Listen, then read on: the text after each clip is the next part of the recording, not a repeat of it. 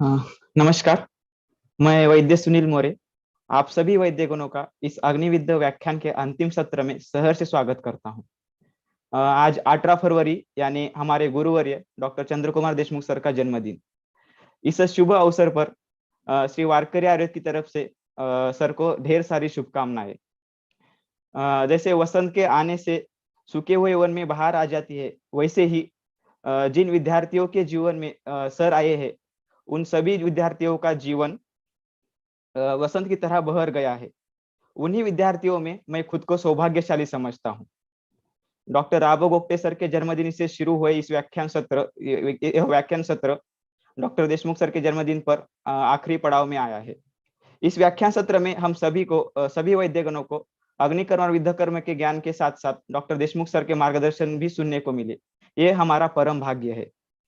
जो यह अग्निकर्म और विद्यकर्म का ज्ञान हमें इस व्याख्यान सत्र से मिल रहा है, वही उसी अग्नि और विद्य कर्म के जनक डॉक्टर राबो गोप्टे सर के सुपुत्र श्री पद्मनाभ गोप्टे सर का आज हमें मार्गदर्शन मिलने वाला है। गोप्टे सर के जाने के बाद सर को मिला हुआ पंडित राम नारायण शास्त्री द्वारा धन्वंतरी पुरस्कार माननीय राष्ट्रपति रामनाथ कोविंद जी के हस्ते श्री पद्मनाभ गोप्टे सर ने ही स्वीकारा। डॉक्टर राबो गोप्टे सर ने अग्निविद्या के लिए, समाज के लिए बहुत कार्य किया है। उसी तरह अग्निविद्या को आगे बढ़ाने के लिए पद्मनाभ सर ने बहुत सहकार्य किया है। गोप्टे सर जाने के बाद सर की अग्निविद्या की बुक, डीवीडी जिस किसी को चाहिए उन सभी को पूरे भारत में सर पहुंचा रहे हैं। गोप्टे सर के जन्मदिन पर डॉक्टर देशमुख सर ने हम सभी को मार्गदर्शन किया है। आज डॉक्टर चंद्र कुमार देशमुख सर का जन्मदिन। इस अवसर पर डॉक्टर गोप्टे सर रहते तो हमें जरूर आशीर्वाद प्रदान करते, लेकिन गोप्टे सर की तरफ से श्री पद्मनाभ सर आज हमें मार्गदर्शन करने वाले हैं। तो मैं श्री पद्मनाभ गोप्टे सर को विनती करता हूं कि आज हम सभी को मार्गदर्शन करें। गोप्टे सर।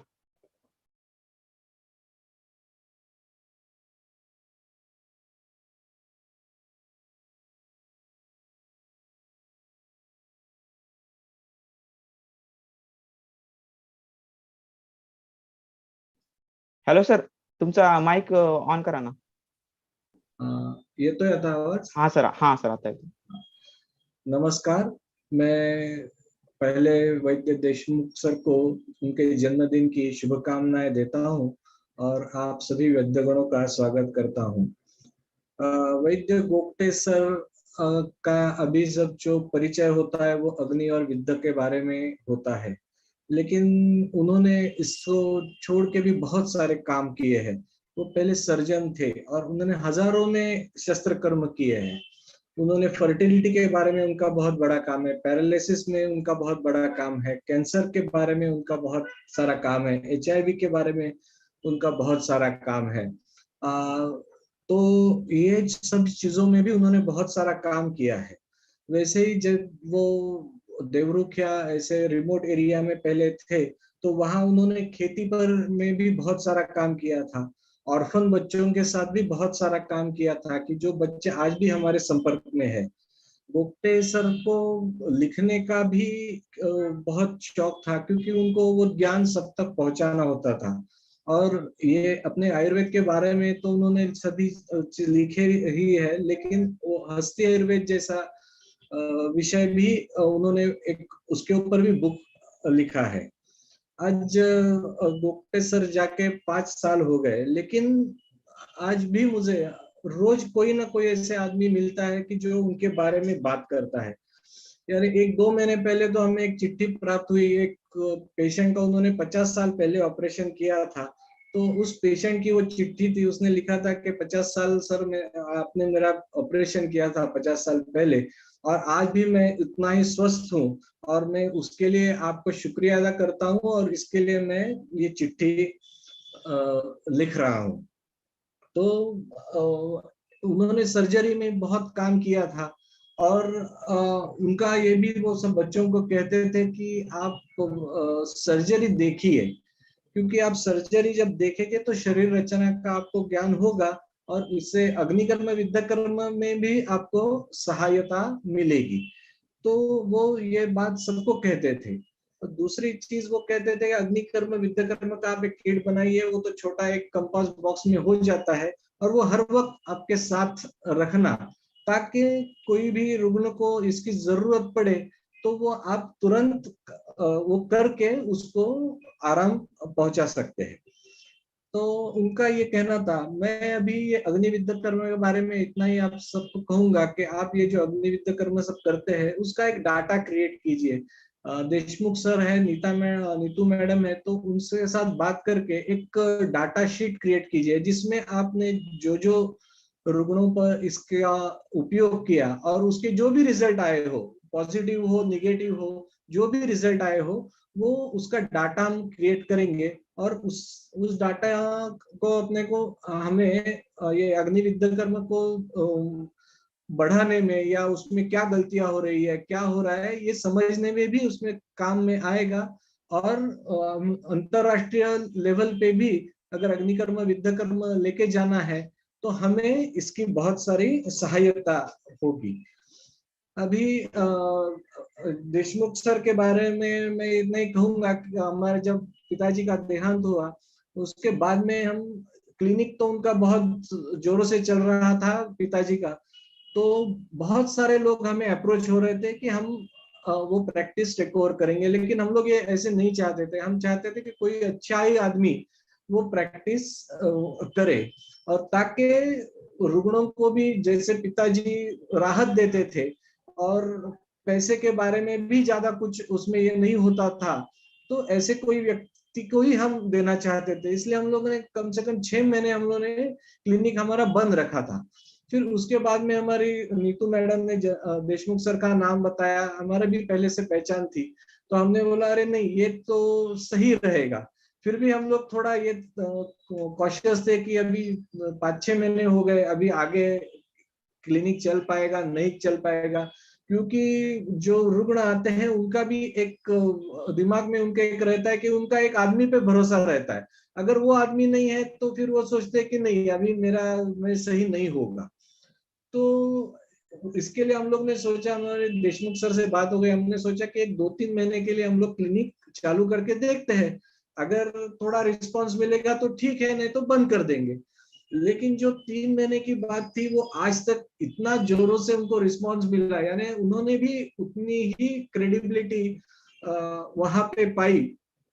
और क्लिनिक इतना भी कम से कम रोज 40-50 पेशेंट्स कम से कम यहाँ पे जगह ही नहीं रहती, इतना अभी काम यहाँ हो रहा है। मैं और एक चीज सबसे कहना चाहूंगा कि आज भी मुझे पिताजी के पुराने स्टूडेंट्स मिलते हैं और वो कहते हैं कि हमने बहुत कुछ गवाया, सर जब सिखा रहे थे सब बता रहे थे तो हमने सीखा नहीं उनसे, क्योंकि हमें बाकी सब्जेक्ट्स में हमको लगता था कि सर्जरी या अग्निविद्या या ऐसे करके हमारा कुछ नहीं होगा, हम लोग कोई पंचकर्म करेंगे या फिर चिकित्सा में करेंगे, ऐसे सब करते रहेंगे तो हमारा आगे भला होगा। तो कॉलेज में भी हमने इसी सब्जेक्ट पे ध्यान दिया, सभी आगे भी जाके उसी पर ध्यान दिया, लेकिन आज हमको लगता है कि हमने बहुत कुछ खोया।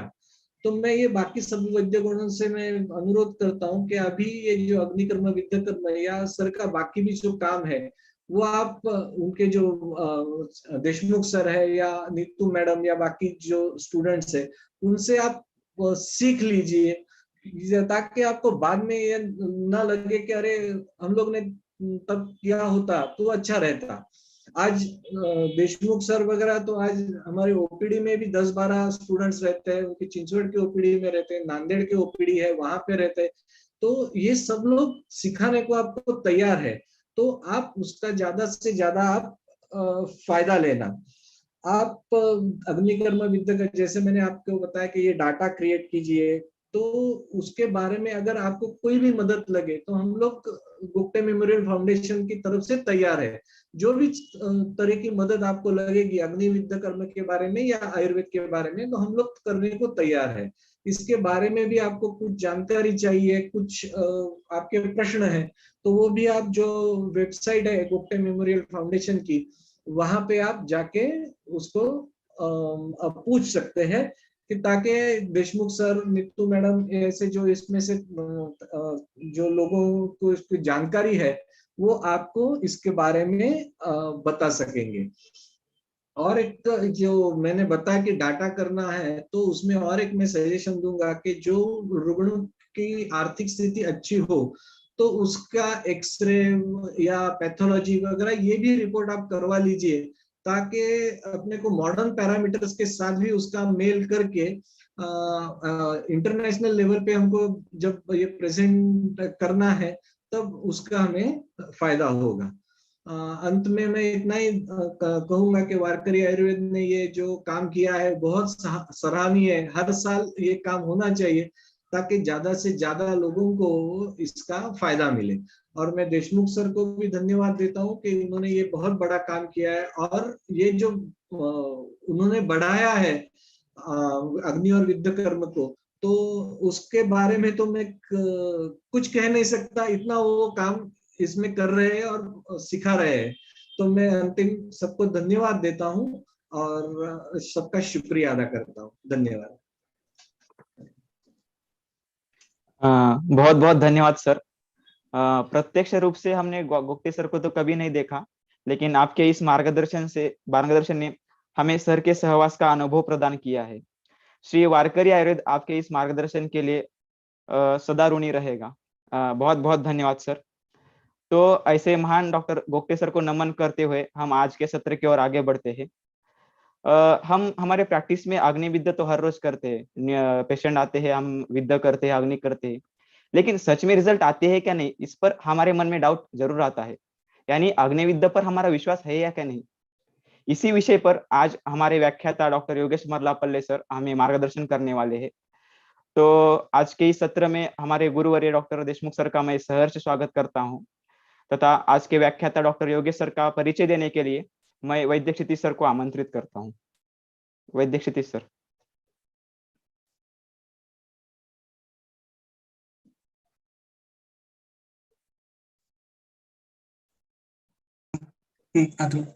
Hello guys, welcome to Arvikarma Vidyakarma Podcast Series. For today, our speaker is Dr. Yogesh Dada. Over to you, Sitish Dada.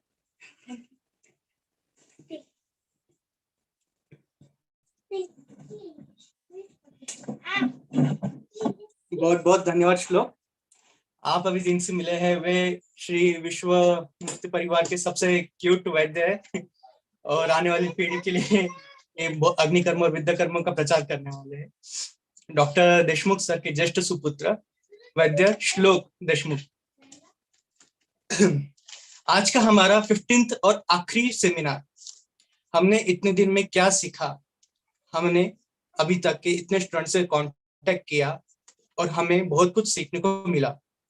इस सब का सेमिनार का मुद्दा क्या था, क्या उद्देश्य था ये सेमिनार रखने का, आज के हमारे संस्थापक वारकरी आयुर्वेद के संस्थापक डॉक्टर योगेश मारलापल्ले हमें बताने वाले। और आज एक और स्पेशल बात है, आज हमारे गुरुवर्य डॉक्टर चंद्रकुमार देशमुख सर का जन्मदिन है। गोगटे सर से अग्निकर्म और विद्याकर्म का ज्ञान प्राप्त करने के बाद में सर ने यह ज्ञान खुद तक सीमित नहीं रखा, बल्कि पूरे भारत से सैकड़ों विद्यार्थियों को ये ज्ञान दिया। और आज उसी के बदौलत पूरे भारत के हजारों लोगों को अग्निकर्म और विद्याकर्म की सेवा मिल रही है। सर के कर्तव्य निष्ठा के बारे में जितना कहा जाए उतना कम है। सर के 4 ओपीडी जो नियमित तौर पे चलाते हैं, कभी छुट्टी नहीं लेते हैं। तो सर के कर्तव्य निष्ठा पे कबीर ने दोहा लिखा है, वो याद आता है, सब धरती कागज करूं, लिखनी सब बन रहा है, 7 समुद्र की मसी करूं, गुरु गुण लिखा न जाए। सर की आयुर्वेद और रुग्ण सेवा के प्रति समर्पण देखकर श्री वारकर हमेशा प्रेरित होता है और यही कार्य आगे बढ़ाने की कोशिश करता है। आज के इस सेमिनार को शुरुआत करते हैं। आज के हमारे जो चीफ गेस्ट हैं उनका UG government Ayurveda college Nanded से कंप्लीट हुआ है। डॉक्टर देशमुख सर से अग्निकर्म और विद्याकर्म का ज्ञान प्राप्त करने के बाद में ओपीडी तो सब चलाते हैं, पर कुछ अलग करना चाहिए, कुछ बड़ा करना चाहिए और ये ज्ञान ज्यादा से ज्यादा लोगों तक, ज्यादा से ज्यादा वैद्यों तक पहुंचे, ऐसा इनका निर्णय था।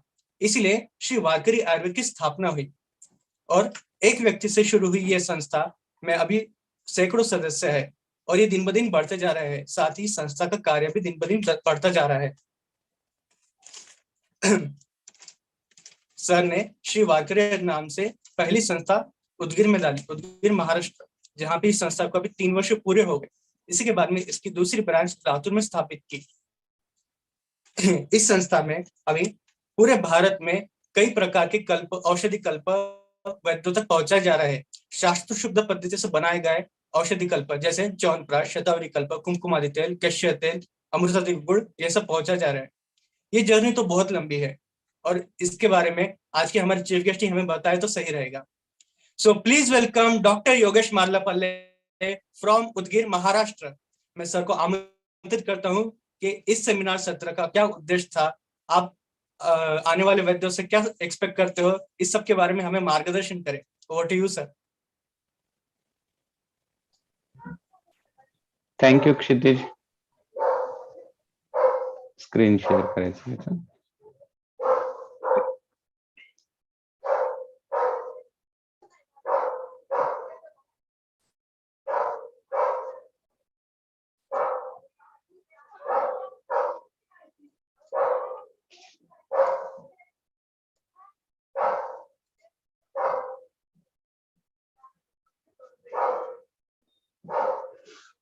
आवाज येतोय माझा क्षितिज? हो सर, येत आहे. ओके.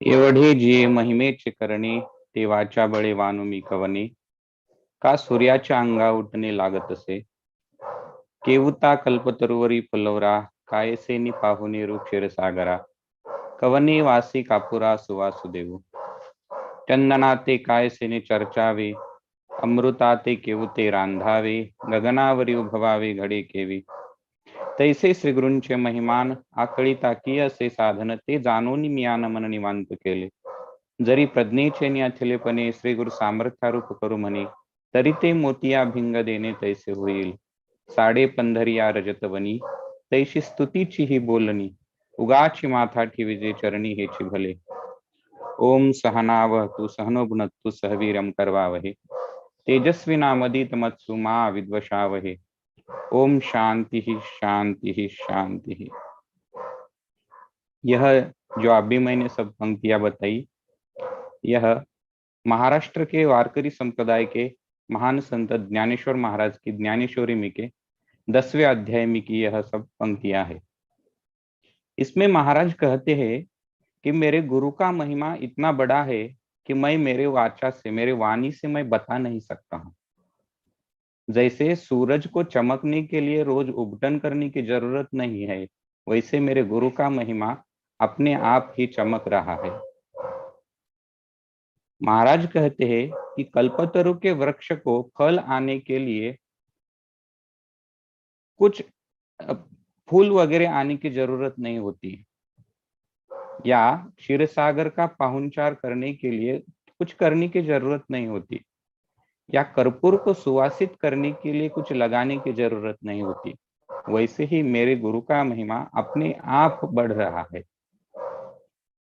महाराज आगे कहते हैं कि चंदन को सुवासित करने के लिए ऊपर से कुछ लगाने की जरूरत नहीं है, या अमृत को और स्वादिष्ट बनाने के लिए पकाने की जरूरत नहीं है, या आकाश को नापने के लिए कुछ मंडप नहीं लगा सकते, वैसे मेरे गुरु का महिमा मैं मेरे शब्दों से बोल नहीं सकता।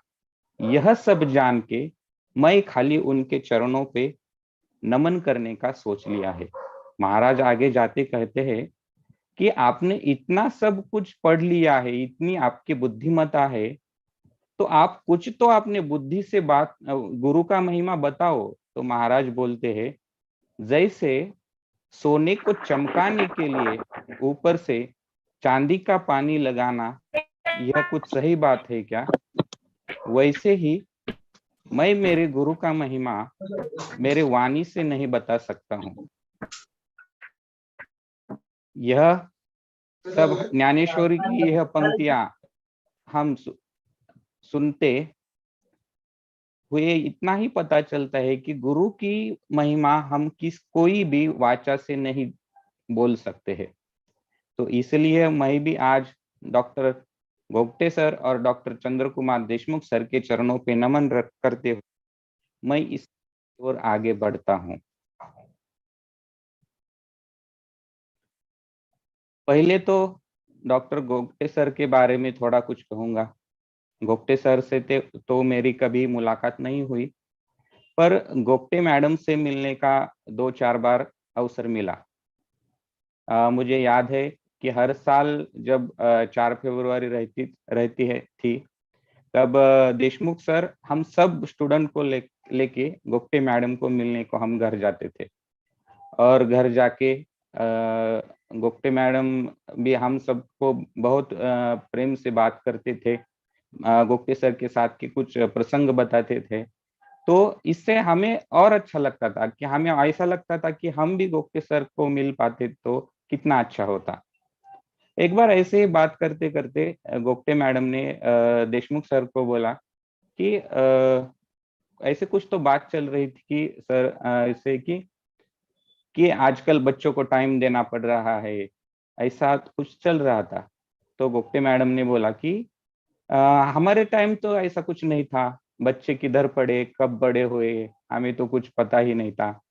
आपके सर तो इतने काम में व्यस्त रहते थे कि रात को 11 बजे 12 बजे आते थे, और तब तक तो सब बच्चे सो ही जाते थे। तो गोगटे मैडम ने हमें यह बताया कि तब बच्चों को टाइम देना है, मेरे फैमिली को टाइम देना है, यह आपके सर सोचते बैठते होते तो यह अग्नि विध्वंस जैसा इतना बड़ा कार्य कैसे हो पाता। यह इतनी छोटी बात थी, पर इसमें इतना बड़ा अर्थ था, यह मेरे दिल को छू गया। मुझे लगा कि हम छोटी छोटी बातों में अपना घर परिवार देखते बैठते हैं, तो इसमें ही अपना हमारा सब विश्व रहता है। लेकिन गोगटे सर ने जो यह महान कार्य किया है, और हमारे लिए जो अग्निविद्ध जैसा इतना चमत्कारी चिकित्सा निकाली है, यह हम रोज अनुभव करते हैं। और इससे हमें इतना गर्व होता है कि आज गोगटे सर रहते तो उनको कितना अच्छा लगता था कि यह कार्य इतना बढ़ रहा है, पूरे भारत में फैल रहा है। देशमुख सर भी गोगटे सर के बारे में बहुत अनुभव बताते थे। मैं पहले पहले तो मुझे लगता था कि देशमुख सर इतना क्यों नाम लेते हैं गोगटे सर का, कि ऐसा एक ही दिन नहीं जाता कि सर का नाम नहीं लेते थे। तो मैं कुछ सर के केस पे देशमुख सर मुझे बोलते थे कि ये सर के केस पेपर भी आप कभी पढ़ के देखो, नानापेट में वो सब केस पेपर जतन करके रखे वाले हैं। तो सर का इतना मेडिसिन इतने रहते थे कि खाली शतावरी चूर्ण दुधासोबत सकाळ संध्याकाळ और अमृतादि गुगुळ, खाली 2 ही, एक चूर्ण एक टैबलेट, इतने में ही पेशेंट को रिजल्ट आ जाता था।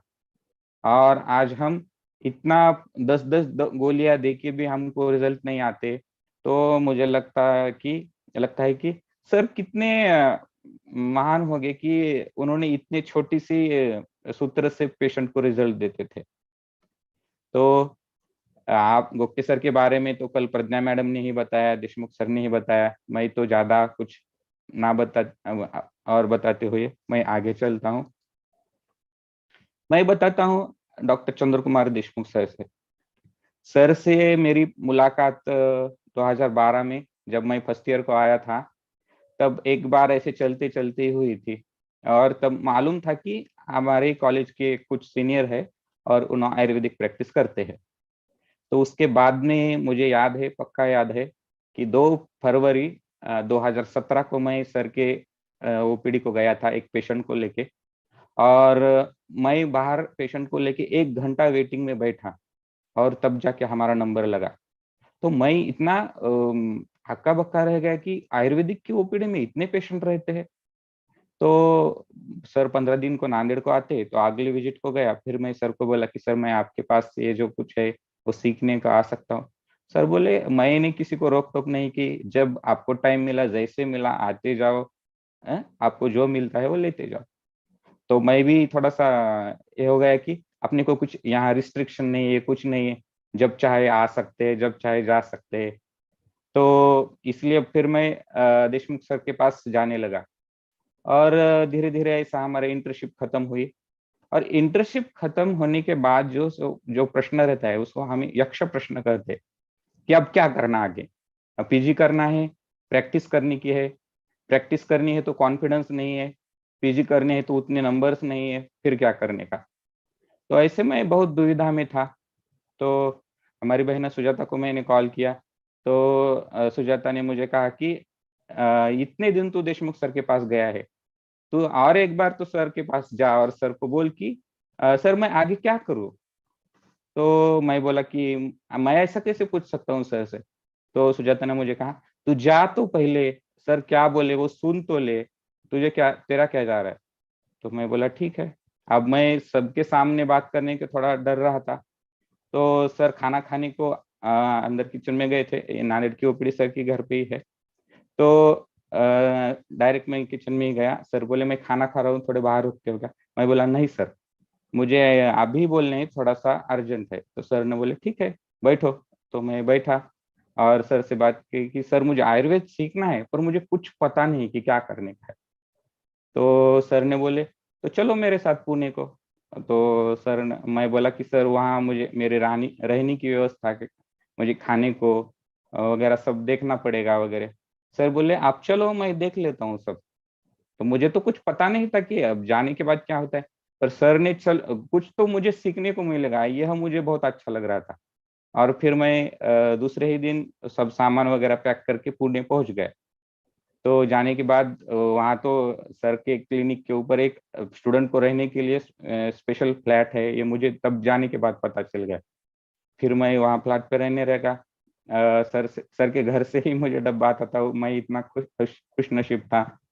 और ऐसे दिन चलते गए। तब मुझे पता चला कि यह मैं फर्स्ट ईयर में ही सर को मिलता, यह सब मैं सीख लेता तो और कितना अच्छा होता था। और आज भी मैं खुद को भाग्यशाली समझता हूँ कि सर सर ने जो ये मुझे ज्ञान दिया, इससे मैं आगे बढ़ रहा हूँ। ऐसा हर एक सक्सेसफुल आदमी के पीछे एक औरत का हाथ होता है ऐसे बोलते हैं। लेकिन देशमुख सर के बारे में, सर के पीछे दो औरतों का हाथ है, एक सर की माँ जिसे हम काकू कहते हैं, और मैडम देशमुख मैडम को। सर पहले तो मैं काकू के बारे में कहूंगा कि इतना फ्री स्वभाव है कि कभी भी हम उनके घर पे गए तो खाना खाए बगैर छोड़ते ही नहीं है। और कोई भी सब सर का खाना हो गया कि बीच में बाहेर आके काकू बोलते हैं कि कोणी जेवायचं राहिलं असेल ते चला रे जेवून घ्या म्हणून। इतना कोई भी सीखने को आया, कोई भी आया तो सबको खाना खिलाए बगैर काकू नहीं छोड़ते। तो हमारे वारकरी संप्रदाय में ऐसा कहा जाता है कि माँ का जो अन्नदान का पुण्य होता है वो पुत्र के यश में बदल जाता है, और पुत्र का यश और बढ़ जाता है, और उस यश से माँ को बुढ़ापे में बहुत समाधान मिलता है। तो गांव में भी बोलते हैं कि कोई आया तो थोड़ा खाना तो खा के जाओ, ऐसी औरतें बोलती है। यह इसके पीछे का कारण यही है। वैसे ही सर के यश दिन ब दिन बढ़ता जा रहा है और हम सब देख रहे हैं। वैसे ही मैं देशमुख मैडम के बारे में ही बताना चाहूंगा कि मैडम का जो स्वभाव इंडिपेंडेंट रहने का इतना अच्छा है, उससे सर बहुत ओपीडी में ज्यादा ग्रोथ कर रहे हैं। आजकल हम देखते हैं कि बहुत ऐसा हो जाता है कि हर एक घरों में टाइम नहीं मिल रहा, ये हो रहा है वो हो रहा। पर देशमुख मैडम के बारे में वैसा नहीं। पेशेंट की बात आई तो मैडम सर को कभी भी कुछ नहीं बोलते। सर रात को 12 बजे 1 बजे भी घर गए तो भी कुछ नहीं कहते। इतना मैडम का सपोर्ट होने से आज सर आगे बढ़ रहे हैं और हम भी सब देख रहे हैं। ये तो हो गई पार्श सर के, थोड़ा सर के बारे में बताया। अब सर की एक बात थी, मुझे हमेशा बोलते थे कि मैं जब मैं इंटर्नशिप में था तब जूनियर का क्लास लेता था, तो मैं मेरे साथ थोड़े से जूनियर अटैच थे। तो सर मुझे बोलते थे कि अकेला आदमी योगेश कुछ इतना नहीं कर सकता, तेरे साथ तो जूनियर जुड़े वाले हैं, तो तू क्या कर कि उन जूनियर को साथ लेके कुछ तो आगे कर। तो ऐसा कुछ एकत्रित करे तो आपका भी बहुत आगे कुछ हो जाएगा। तो क्या करने का यह तो हम सोच रहे थे। हाँ, और एक बात कि आज सर का जन्मदिन है, सर को जन्मदिन की बहुत बहुत बहुत शुभकामनाएं। ये तो मैं बात में भूल ही गया था। हाँ, वारकरी आयुर्वेद के बारे में बता रहा था कि वारकरी आयुर्वेद है सर की ही प्रेरणा है। सर ने जब बोला कि आप सब एकत्रित आके कुछ करो, तो फिर एकत्र आना और उसको क्या करना, ये हम थोड़ा सा सोच रहे थे। तो मैं ही बोला कि मेरे लाइफ में सबसे बड़ा प्रॉब्लम यह आई कि मुझे Ayurveda at the last moment में पता चल गया कि आयुर्वेद ऐसा रहता है। यह मुझे फर्स्ट ईयर को पता चलता तो मैं आज कितना और ग्रोथ कर सकता था। तो हमने सोचा कि हम ऐसा कुछ करेंगे कि जिससे आयुर्वेद और भी बड़े स्टूडेंट को भी आयुर्वेद में इंटरेस्ट मिले, आयुर्वेद का ज्ञान मिले। ऐसा हम सब कुछ कर सकते हैं। ऐसा बोल के हमने श्री वारकरी आयुर्वेद ऐसी एक संकल्पना लेकर आगे बढ़े। तो यह फोटो भी आपको दिख रही है, 6 अप्रैल 2019 के है। तब गुड़ी पाड़वा का दिन था। उस दिन श्री वारकरी आयुर्वेद की संकल्पना लेके हम आगे बढ़े। तो उसके 1 महीने बाद ही श्री वारकरी आयुर्वेद चिकित्सालय उदगीर शुरुआत किया, और श्री वारकरी आयुर्वेद चिकित्सालय लातूर अभी 1 साल कंप्लीट हो रहा है उसका भी। तो ये तो चिकित्सा की बात हो गई, चिकित्सा तो हम कर रहे हैं। उसके साथ साथ ही वारकरी आयुर्वेद को एक सांप्रदायिक, एक जो मेरी पार्श्वभूमि थी, मैं बचपन से ही वारकरी संप्रदाय में पला बड़ा हूँ। इसलिए तुकाराम महाराज का एक जो अभंग था वो मुझे बहुत रास आया था कि अधिकार तैसा दावियेला मार्ग चालता है मग कळो येते। तुकाराम महाराज बोलते हैं कि हमारा जैसा अधिकार है वैसा हमको ज्ञान गुरु से प्राप्त होता है, लेकिन यह मिले वाला ज्ञान अपने तक ही सीमित ना रखना चाहिए। आयुर्वेद में हम तो बहुत देखते हैं कि लोगों को इतनी सी बात भी पता होती तो लोग किसी को बताते नहीं। वो हमारा फॉर्मूला है, वो ये है, वो चलता रहता है। लेकिन तुकाराम महाराज कहते हैं कि जाळू नये नाव पावलेनी पार मागील आधार बहुतांचा। यानी कभी नदी तैर के जाने के लिए जो नाव लगती है, वो नाव पार होती ही कभी जलाना नहीं चाहिए, क्योंकि वो पीछे से आने वाले लोगों का एक तैरने का साधन रहता है।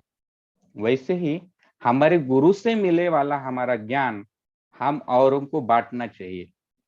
वो ज्ञान पीछे से आने वाले लोगों का तैरने का साधन रहता है। वैसे ही तुकाराम महाराज आगे कहते कि तुका म्हणे रोग वैद्याची अंगी नाही करी जगी उपकार। तो तुकाराम महाराज कहते कि वैद्य को रोग ना होते हुए भी वह लोगों के ऊपर उपकार करने के लिए औषधि जमा करके रखता है।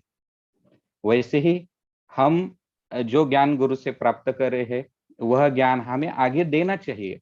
यह हमारे दिमाग में हमेशा रहा ही है। मुझे याद है कि जब लॉकडाउन हुआ तब सब परेशान थे कि क्या करने का। तब हमने 6 महीने तक कंटिन्यू रोज 12 से 2 ऐसा लेक्चर कंटिन्यू चलता था, एक दिन भी मिस नहीं होता था। और पहले तो मैं 1 महीना मैंने ही खुद क्लास लिए। फिर मैं आगे कहा कि मैं कितनी देर दिन पढ़ाने वाला हूँ, आप भी पढ़ा सकते हैं, आपके अंदर भी वो नॉलेज है। तो फिर रोज एक टॉपिक देते थे और उसके ऊपर वो लेक्चर लेते थे। ऐसे वो मेरे ख्याल से वो 6 महीने तक लेक्चर सीरीज वो हाँ चली। और फाइनल ईयर के जो नांदेड़ के कॉलेज के स्टूडेंट थे उनका शालक्य तंत्र, शल्य तंत्र और मेरे ख्याल से सुश्रुत, हाँ सुश्रुत सूत्र स्थान और कुछ आगे का ऐसा कुछ लिए थे हमने। तो सर वो सब स्टूडेंट बोलते थे कि भैया वो जो लेक्चर हुए लॉकडाउन के उस पे हमसे बहुत फायदा हुआ, हमें सब वो कंसेप्ट क्लियर हो गए, ये हुआ। पर पिछले महीने में मैं और क्षितिज सुनील वगैरह बात करते हो समय हमें ऐसा क्षितिज ने बोला कि सर आप जिन स्टूडेंट को पढ़ाते थे तब तक के तो स्टूडेंट है आपके कनेक्शन में, लेकिन जो जूनियर है वो जूनियर आयुर्वेद की तरफ आने के लिए तैयार नहीं है। तो हम ऐसा कुछ कर सकते हैं क्या उनके लिए कि वह आयुर्वेद की तरफ आ सकेंगे? तो मैंने बोला हमारे पास तो दूसरा कुछ नॉलेज नहीं है, हमने तो खाली अग्निकर्म और विद्यकर्म ही सीखा। मैं खाली देशमुख सर के ही पास सीखा और देशमुख सर के पास से ही निकल के मैंने वो पीढ़ी शुरू की, बाकी किसी के पास इधर उधर गया ही नहीं। तो कॉलेज से निकला कि देशमुख सर के पास गया और देशमुख सर से पास से आया कि मैंने ओपीडी शुरू करी। तो मैं क्षितिज को बोला कि हमने तो अग्निविद्या ही सीखा है, तो हम देंगे क्या? अग्निविद्या ही देंगे, दूसरा क्या दे सकते हैं? तो फिर पहले तो ऐसा हुआ कि खाली गोगटे सर के जन्मदिन के 4 फरवरी को एक ही लेक्चर रखेंगे, ऐसा हुआ। फिर बोले कि एक लेक्चर में क्या होगा, इतना कुछ नहीं होगा।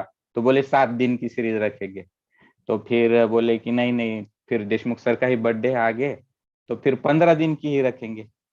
तो अब ये 15 दिन की तो बहुत लंबी हो गई है, बाद बाद में तो बहुत सब बोर हो गया है, सब बोल रहे, कोई बोल रहे कि बहुत लंबी हो गई सीरीज, लंबी हो गई।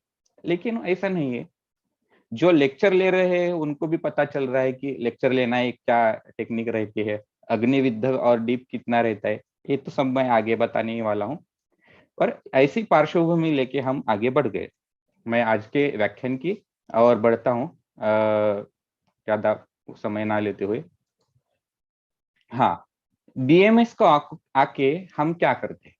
सबसे पहली बात तो है कि बीएमएस में तो हम आ जाते कि बहुत सब, मुझे नहीं लगता कि कोई आयुर्वेद में इंटरेस्ट है बोल के बीएमएस में आया होगा। लोग तो ऐसा ही बोलते हैं कि हमें एमबीबीएस नहीं मिला इसलिए हम बीएमएस को आ गए।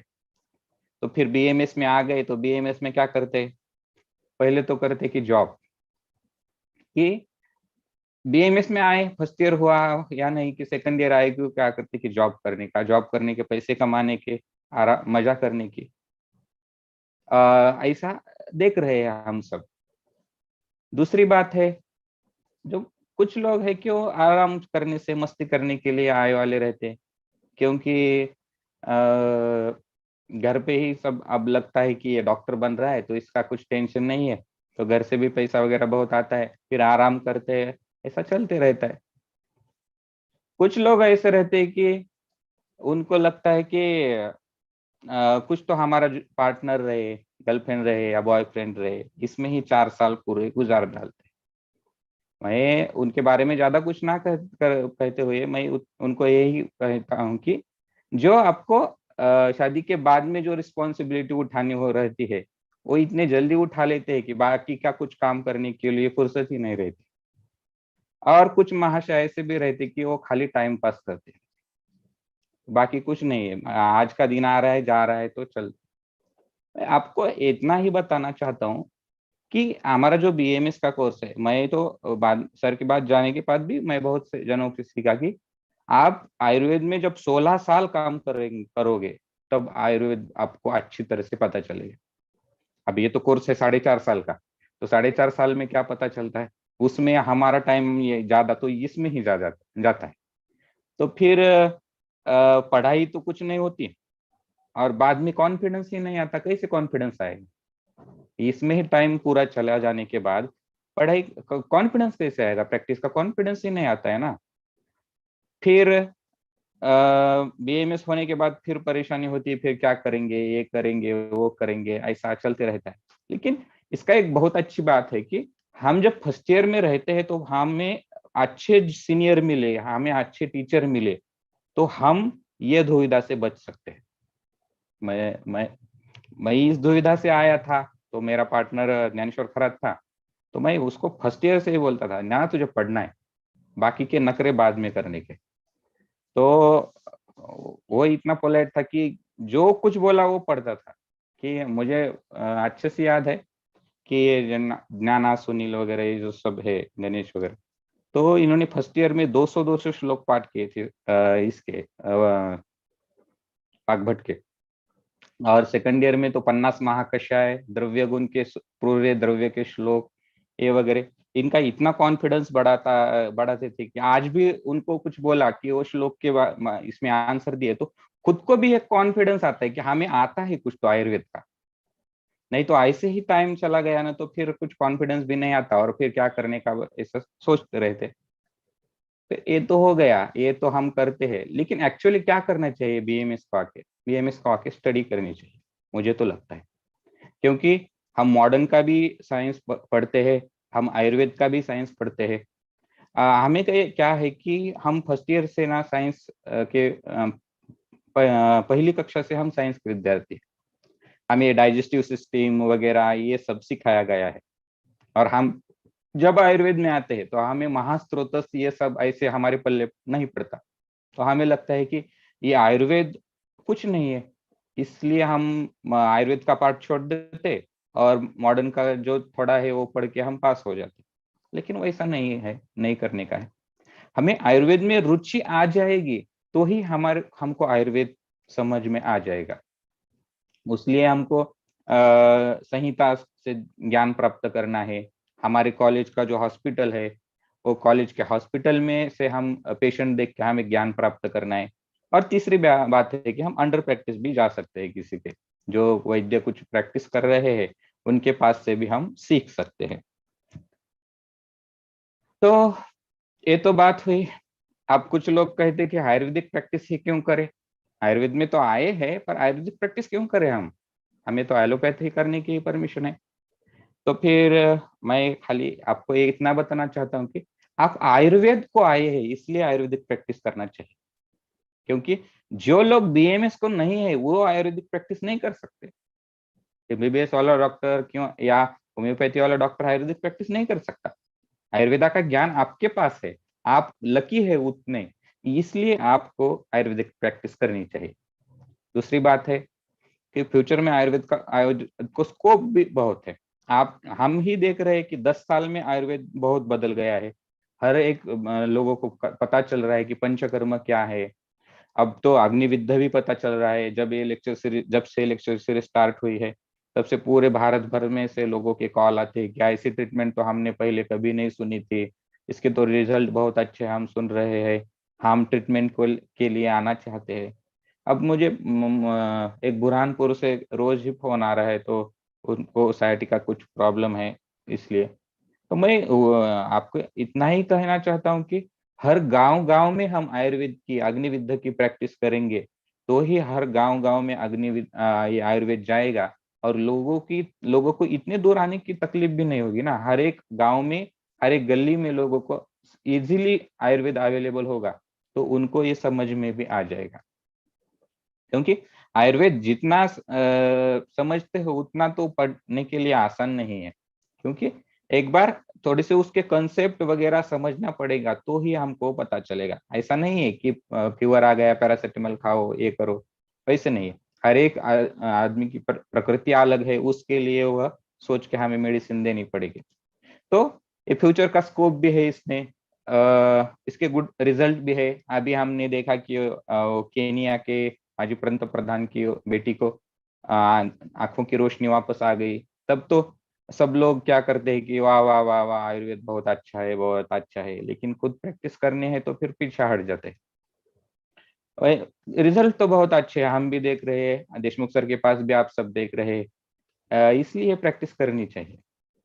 मनी, पैसा भी मिलता है। लोगों को लगता है कि आयुर्वेदिक की प्रैक्टिस करने से पैसा ही नहीं मिलता। नहीं, पैसा भी मिलता है, बहुत अच्छा खासा पैसा मिलता है। लेकिन आपने उसके ऊपर निष्ठा रख के वो काम करना चाहिए। और सबसे बड़ी बात है जो आत्मिक समाधान, यह सबसे बड़ी बात है।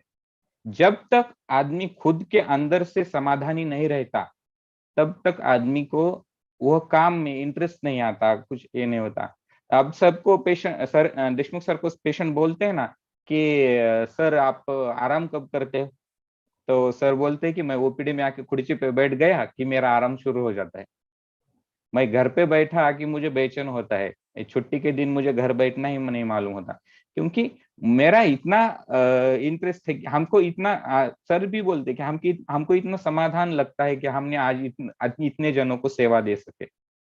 तो ये जो आत्मिक समाधान है इसके लिए तो आज लोग बहुत ढूंढ रहे हैं। अध्यात्म के पीछे भी लोग उसके लिए भाग रहे हैं कि क्या करे, योगा करे से मिल जाएगा क्या, भक्ति करे तो मिल जाएगा क्या, प्राणायाम करेंगे तो क्या, कुछ कोर्स वगैरह ये वगैरह तो वो सब चल रहा है, लेकिन हमारा जो कर्म है उस कर्म में हमारा सेटिस्फेक्शन होके उसके ऊपर काम कर रहे हैं तो हमको उसका बहुत एक आत्मिक समाधान रहता है, वो मिलता है।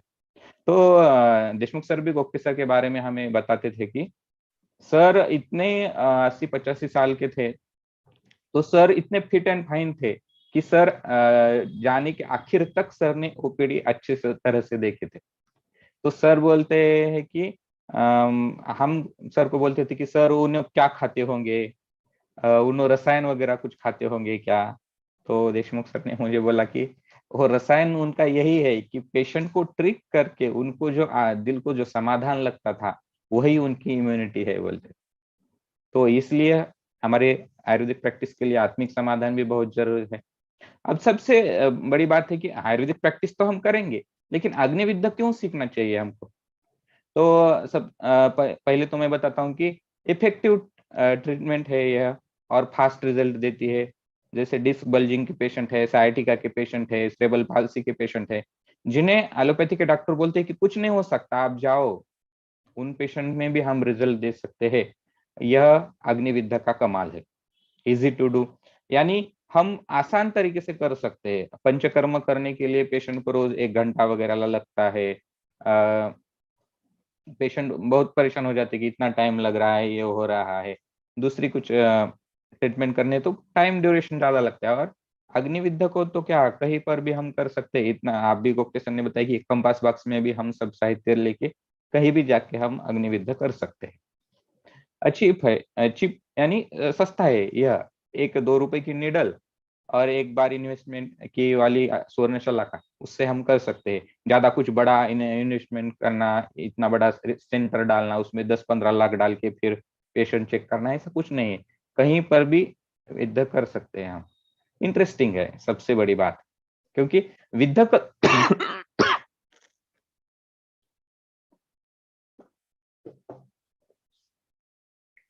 विद्या कर्म के जो रिजल्ट है वो रिजल्ट बहुत इंटरेस्टिंग है।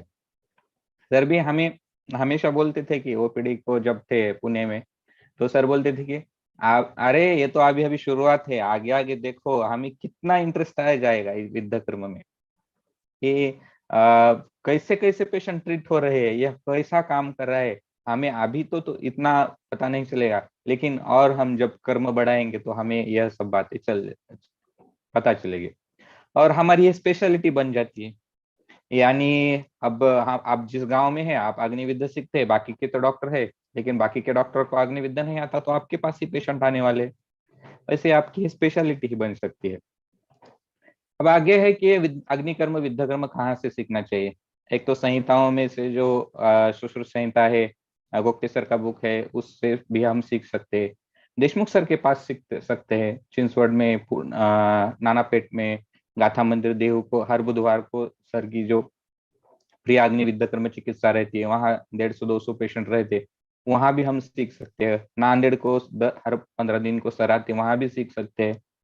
और गोप्ते सर और देशमुख सर के जो स्टूडेंट है उनके पास से भी हम सीख सकते हैं। अच्छे से जो सीखे हैं उनको उनका रुग्णानुभव अच्छा है, उन लोगों से हम सीख सकते हैं।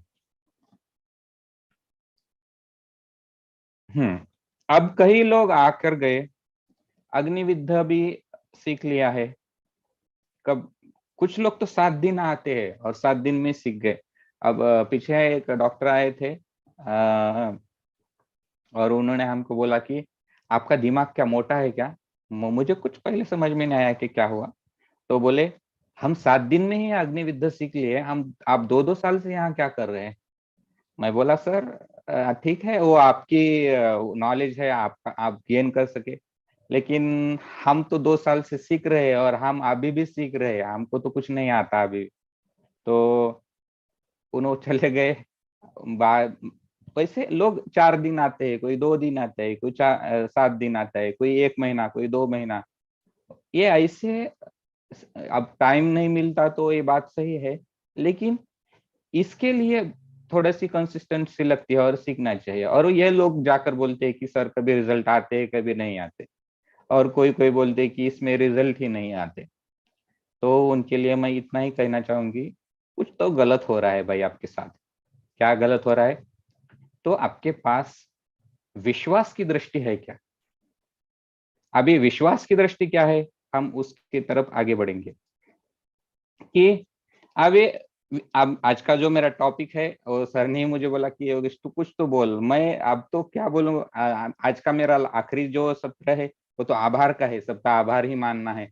लेकिन जो मेरा कुछ समझ में आया कि अग्निविद्या कैसा थोड़ा काम करता है और उसके लिए हमें क्या करना चाहिए, वही बताऊंगा। अग्निविद्या के पॉइंट वगैरह तो आज सब आपने 14 दिन में पीछे पढ़े ही है, सीखे, वो तो सब है। अब विश्वास की दृष्टि कैसी है? आप यहाँ आपको दो फोटो दिख रहे हैं। उसमें पहले फोटो में है कि, एक मिनट, माउस काम करता, ठीक है, ओके। हाँ, तो विश्वास की दृष्टि क्या है? आप देखो इसमें कि एक तो टेलीस्कोप है और एक है कि माइक्रोस्कोप है। तो आपको जब बहुत दूर का देखना पड़ता है तब आपको टेलीस्कोप लगा के देखना पड़ता है कि अंतरिक्ष में क्या चल रहा है क्या नहीं। और आपको बहुत नजदीक का है और सूक्ष्म है तो आपको क्या माइक्रोस्कोप लगा के देखना पड़ता है। तो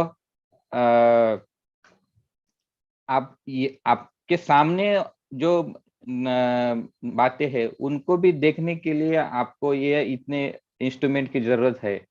तो ये अग्निविद्या को भी देखने के लिए एक दृष्टि लगती है, वो है विश्वास की दृष्टि। तो ये विश्वास की दृष्टि क्या है, हम उसमें आगे देखेंगे थोड़ा।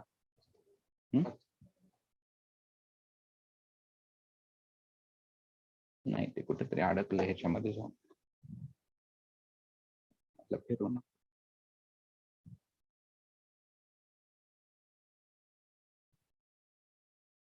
हे इथं खाली फिरत आहे ह्याच्यात।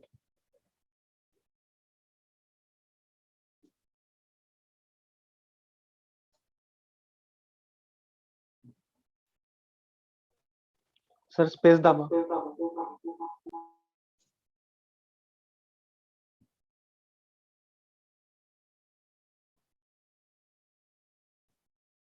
2 मिनिटं, ते ह्याला क्लिक होते का बघ, ते हिरव्याला हँगच झाले ना सगळं।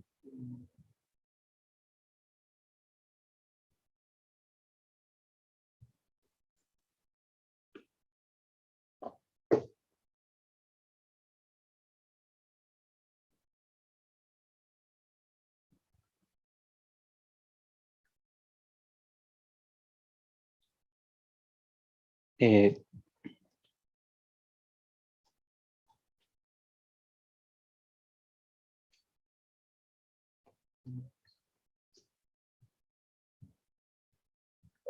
क्षितिज, माझा आवाज येतो तुला?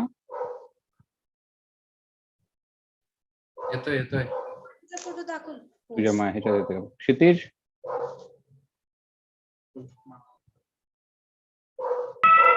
सर येतोय आवाज तुमचा?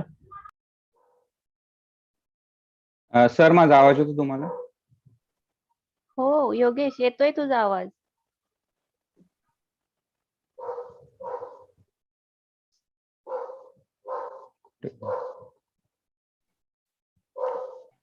यहाँ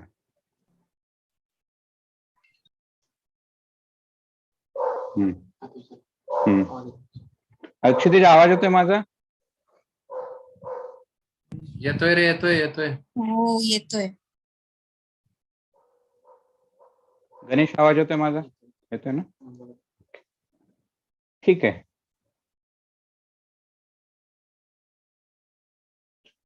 हाँ, अब ये क्या है विश्वास की दृष्टि? तो उसके तरफ हम आगे बढ़ेंगे थोड़ा कि अब विश्वास की दृष्टि के लिए हम थोड़ा बातें करेंगे कि विश्वास की दृष्टि दोनों की ही जरूरत है। एक तो डॉक्टर की भी जरूरत है और पेशेंट की भी जरूरत है कि उसमें विश्वास होने की।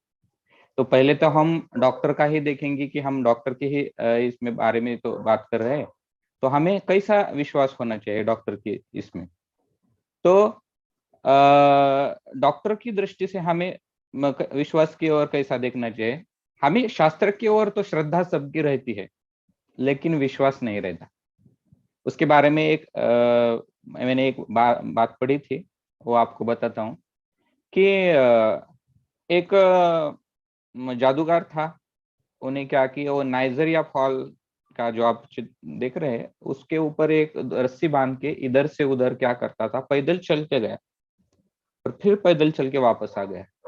फिर लोगों ने तालियां बजाई, पैसे दिए उसको, तो वह उस रस्सी के ऊपर से साइकिल चला के उस पार गया, फिर साइकिल लेके इस पार आ गया और लोगों ने तालियां बजाई।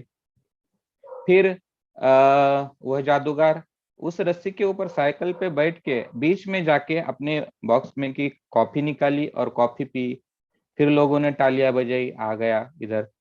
तो फिर उस जादूगर उसने बोला कि आपको सबको विश्वास है कि मैं यह रस्सी से इस पार से उस पार जा सकता हूँ?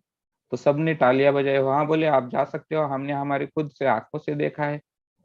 तो फिर बोले आप सबको मेरे ऊपर विश्वास है, तो आप इतना करो कि मेरे साथ मेरे साइकिल के पीछे की सीट पर बैठ के उस पार चलो। अब तो कोई नहीं आ रहा, तो सब एक दूसरे की तरफ देख रहे।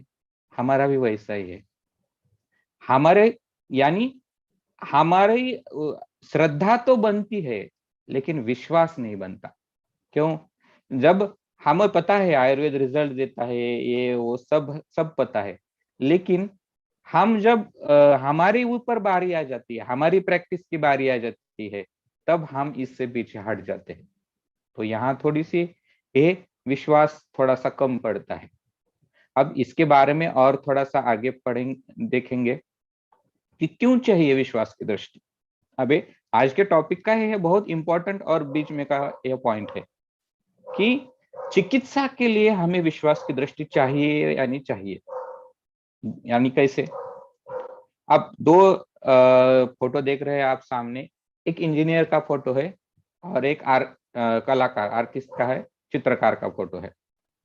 तो स्क्रीन नहीं दिसत आहे इंजीनियर के योगेश. दिमाग में पहले रहता है कि वो नक्शा कैसा होगा, वो इमारत कैसी बनेगी, फिर वो कागज पे उतर आती है और फिर वो प्रत्यक्ष रूप से बन जाती है। चित्रकार के दिमाग में पहले रहता है कि चित्र कैसा बनेगा, उसमें कौन से कलर भरेंगे, फिर वो कागज पे आते हैं और उसके ऊपर कलर भर जाते हैं। वैसे ही हमारे दिमाग में पहले फिट होना चाहिए कि ये पेशेंट क्या है, उसका डायग्नोसिस क्या है और उसके लिए क्या करने का है, तब जाके हम ट्रीटमेंट कर सकते हैं।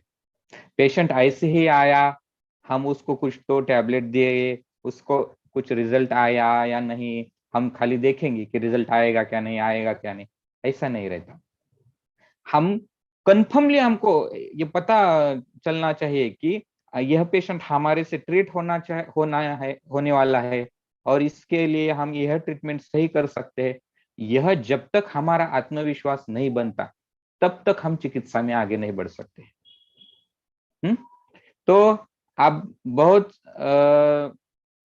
लोगों को यह बात थोड़ी सी नहीं लगेगी, ये होगी, पर देशमुख सर हमें बार बार कहते थे कि औषध काम कैसे करता है।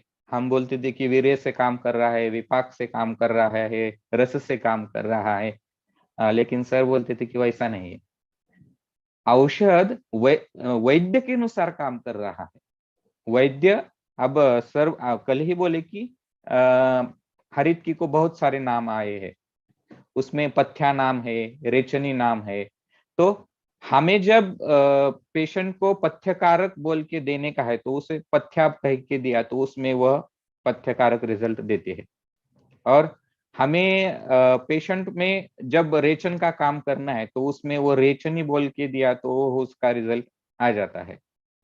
वैसे ही हमको जब अग्निविद्ध उसके ऊपर क्या काम करता है, कैसे काम करता है, यह पूरी तरीके से पता चलेगा, तभी अग्निविद्या अच्छे से काम कर पाएगा। अब ये तो सब हो गया कि हमें पता चल गया कि अग्निविद्या कैसा काम करता है, इसके ऊपर हमारा विश्वास रहना चाहिए, लेकिन ये आएगा कहाँ से, कैसे मिलेगी ये विश्वास की दृष्टि? हम क्या कर, अब सर हमेशा बोलते हैं कि अभ्यासात प्राप्यते दृष्टि कर्म सिद्धि प्रकाशनी। यानी अभ्यास करके करके हमको वह चिकित्सा की दृष्टि प्राप्त हो जाती है, और यह कर्म हम हमेशा हमेशा करने के बाद हमें वह सिद्धि प्राप्त हो जाती है। हम क्या करते हैं, हमें अभ्यास नहीं करने का। अभी ये देखो मैंने स्लाइड बनाई है कि उसमें अभ्यास बहुत छोटा है, और दृष्टि बड़ी है। हमें अभ्यास नहीं चाहिए, हमें दृष्टि चाहिए। अब भाई देखता हूं लोग हमें बोलते हैं कि ऐसा कौन सा तो मेडिटेशन बताओ जिससे हम पेशेंट को अच्छा रिजल्ट दे पाएंगे। लोग ध्यान करते हैं, कुछ नुस्खे देखते हैं, लेकिन ऐसा नहीं रहता। हमें उस कर्म के बारे में डिटेल में जाके अभ्यास करना पड़ेगा, तभी उसके बारे में दृष्टि प्राप्त हो जाएगी। और लोगों को सिद्धि चाहिए, कर्म नहीं करना है। हमें झट से रिजल्ट मिलना चाहिए पेशेंट में, उसके पीछे का जो हमारी मेहनत है वो हमें नहीं करना चाहिए। लेकिन वैसा नहीं रहता। हमें हमें क्या करना होगा, हमें अभ्यास, इधर के स्लाइड में हम देख रहे हैं कि हमें अभ्यास बहुत ज्यादा करना है, तभी दृष्टि अपने आप प्राप्त हो जाएगी। और हमें कर्म इतना ज्यादा करना है पेशेंट के ऊपर, तभी अपने आप हमें सिद्धि प्राप्त हो जाएगी। इसीलिए मैं सभी विद्यार्थियों को कहना चाहता हूं कि आप अभ्यास करो, आप अपना कर्म करो। आप बीएमएस को आए हैं, आप वैद्य हो गए, तो हमारा कर्म है कि हमें पेशेंट देखना है, पेशेंट देखना है। तो हमें पेशेंट के ऊपर अभ्यास करना चाहिए, पेशेंट के ऊपर कर्म करना चाहिए, सिद्धि दृष्टि अपने आप आ जाएगी। लेकिन और भी इसमें कुछ बातें हैं, उसमें थोड़े से हम आगे देखेंगे कि कैसे मिलेगी यह विश्वास की दृष्टि। उसके लिए पहली बात है कि हमारे ऊपर शास्त्र कृपा रहनी चाहिए। अभी शास्त्र कृपा क्या है, सर हमें बोलते थे कि हमें जमदाग्नि सर कहते हैं कि हमने आयुर्वेद को चुना नहीं है, आयुर्वेद ने हमें चुना है। वैसे ही मैं कहना चाहूंगा कि हम सब बीएमएस को आए, आयुर्वेद ने हम चुना है, तो हमारे ऊपर शास्त्र की बहुत बड़ी कृपा है, यह शास्त्र कृपा है। दूसरी बात है यह गुरु कृपा। गुरु कृपा कैसी है कि हम कोई चिकित्सा करते हैं, वो चिकित्सा में के जो नुस्खे है, उसमें का जो रहस्य है, वो जब तक गुरु नहीं बताता तब हमें उसका ज्ञान नहीं हो जाता। अब मुझे एक बात पता है कि चिंचवड़ को ओपीडी में था मैं, तब एक ओलिगोस्पर्मिया का पेशेंट था, और पेशेंट आया तो मुझे लगा कि अब सर उसके कुछ टेस्टिस का विद्या वगैरह करेंगे, ये वो सब मेरे दिमाग में चल रहा था। तो सर ने उसकी हिस्ट्री ली, और सर ने बोला कि आपको और कुछ तकलीफ है क्या, और कुछ तकलीफ है क्या। तो पेशेंट ने बोला कि सर मुझे हमेशा सर्दी होती है। तो सर ने देखा कि उसको डीएनएस का प्रॉब्लम था, तो सर ने उसको डीएनएस का विद्या शुरू करा। तो मैं तो परेशान हो गया, मैं बोला कि सर पेशेंट तो ओलिगोस्पर्मिया का है और आप डीएनएस का विद्या कर रहे हैं। तो सर हंसे और मुझे बोले आप आगे आगे देखो होता है क्या। तो फिर 2-4 महीने हो गए और पेशेंट रिपोर्ट ले गया, आ गया कि 50 या 60 मिलियन कुछ तो उसका काउंट हो गया था। तो हम तो सब हक्का बक्का रह गए कि सर बोले ये ऐसा कैसे हो गया। तो सर ने मुझे बोले कि हमारा जब प्राणवायु में भी अड़थड़ा आ रहा है, तो हमारा जो पाचन है उसका अग्नि नहीं प्रदीप्त हो रहा है, और अग्नि प्रदीप्त ना होते हुए उसके उत्तरोत्तर धातु की पुष्टि ही नहीं हो रही है। तो ये जो विचार है ये गुरु के पास रहने से ही प्राप्त हो जाता है, यह कोई किसी शास्त्र से नहीं मिलने वाला है। अभी की एक बात है, मेरा एक जूनियर है, उसने क्या करा कि च्यवनप्राश बनाया। तो उसके लिए उसने क्या करा कि चरक का अध्याय निकाला, रसायन अध्याय, उसमें से च्यवनप्राश करने के लिए लिया। तो च्यवनप्राश करने को लिया तो उसमें चरक ने बताया है कि 500 आंवले लेने का है और करने का है। तो उसने 500 आंवले लिए, उसमें वो सब 4 तोले जो बोला है वो सब द्रव्य डाले, खड़ी शक्कर जो बोली है 2.5 किलो, वो 2.5 किलो खड़ी शक्कर डाली। अब जब जिस काल में 500 आंवले बोले थे, वो आंवले का वेट बहुत कम था, अब एक आंवले का वेट तो बहुत बड़ा बड़ा है ना, तो उसके 17.5 किलो आंवले हो गए और शक्कर हो गई 2.5 किलो। तो च्यवनप्राश पूरा बिगड़ गया और मुझे बोला कि भैया च्यवनप्राश तो बहुत बिगड़ गया। मैं बोला ऐसा कैसे हो गया? तो बोले मैं तो ऐसे 500 ले लिया। मैं बोला भाई इसीलिए है, शास्त्र पढ़ने चाहिए लेकिन वह शास्त्र गुरु के मुख से आने चाहिए। जब तक वह शास्त्र गुरु के मुख से, गुरु का अनुभव डाल के नहीं आता, तब तक उस शास्त्र में शास्त्र का जो मर्म है वो हमें समझ में नहीं आता। ये हो गई गुरु कृपा। और जब हम तो बीएमएस को आ गए, हम किसी गुरु के पास जाके अच्छे तरह से सीखेंगे तो ही हमारे ऊपर गुरु कृपा हो जाएगी। निशंक अवस्था, निशंक अवस्था एक है। हम मेरे ख्याल से गीता के 4थे अध्याय में बोला है कि संशयात विनश्यति। मनुष्य जब किसी बात में संशय लेने लगता है तो मनुष्य की बुद्धि भ्रष्ट हो जाती है और मनुष्य का विनाश हो जाता है। तो माउली ने भी ज्ञानेश्वरी में उसके ऊपर बहुत सारा विस्तृत वर्णन किया है। तो इसमें बोलते हैं कि जब किसी भी बात पे, थोड़ी थोड़ी बात में हम शंका करते बैठेंगे तो उसमें क्या हो जाएगा कि हमें उसका जो डिटेल नॉलेज है वो नहीं मिलेगा। हम बोलेंगे कि इससे होता है क्या नहीं, ये होगा क्या नहीं, ऐसा थोड़ी थोड़ी बातों में हम जब शंका करने लगेंगे तो हमें कभी ज्ञान नहीं प्राप्त होगा। तो यह सब संशय रहित अवस्था प्राप्त करके ही किसी गुरु के पास हमें जाके यह सीखना पड़ेगा। अग्निविद्या के बारे में भी वैसा ही कि अग्निविद्या काम करेगा क्या नहीं, ये करेगा क्या नहीं। पर अब एक बात है कि पहले तो मन में शंका आती है और शंका का निरसन तो हमें करना चाहिए, लेकिन ये शंका का निरसन कैसे होगा ये हमें सबको देखना चाहिए। गीता में आगे जाके भगवान श्री कृष्ण कहते हैं कि हम जब तक ज्ञान प्राप्त नहीं करते तब तक हमारी शंका का निरसन नहीं होता। वैसे जिसके ऊपर हमारी शंका है उस शास्त्र का डिटेल नॉलेज हम जब तक नहीं लेंगे तब तक हम निशंक अवस्था को नहीं आ जाएंगे। वैसे अग्निविद्या का ही वैसा है, जब तक हम उसका डिटेल नॉलेज नहीं लेंगे तब तक हमें यह निशंक अवस्था प्राप्त नहीं हो जाएगी। पहले पहले हमें भी लगता था कि यह सर तो नीचे चुबाते हैं अंगुष्ठ मूल को और स्टोन तो ऊपर रहता है, कैसे वो गिरता होगा। तो एक दो बार हमने देखा कि मेरा एक जूनियर था पुणे में, क्लास करने के लिए आया था, उसको बहुत पेन हो रहा था किडनी स्टोन का। तो सोनोग्राफी करा, उन्होंने डॉक्टर ने बोला कि किडनी स्टोन है, आपको हाइड्रोथेरेपी करनी पड़ेगी। अब उसने कॉल किया कि भैया मैं तो यहाँ अकेला हूँ, क्या करूँ? मैं बोला तू ओला कर और चिंचोड़ को आ, हम यहाँ पर आने के बाद देख लेंगे। तो सर ने ऐसे निडल अंदर डाली और बाहर निकाले, तब तक तो बोला कि सर मेरा पेन गया ही, और उसका स्टोन गिर भी गया। तब मुझे पता चला कि नहीं भाई, यह नीचे भी चुभा है तो स्टोन गिरता है। जब तक हमें यह दृष्ट कर्मा ज्ञान हम नहीं लेते तब तक हमारी निशंक अवस्था प्राप्त नहीं होती।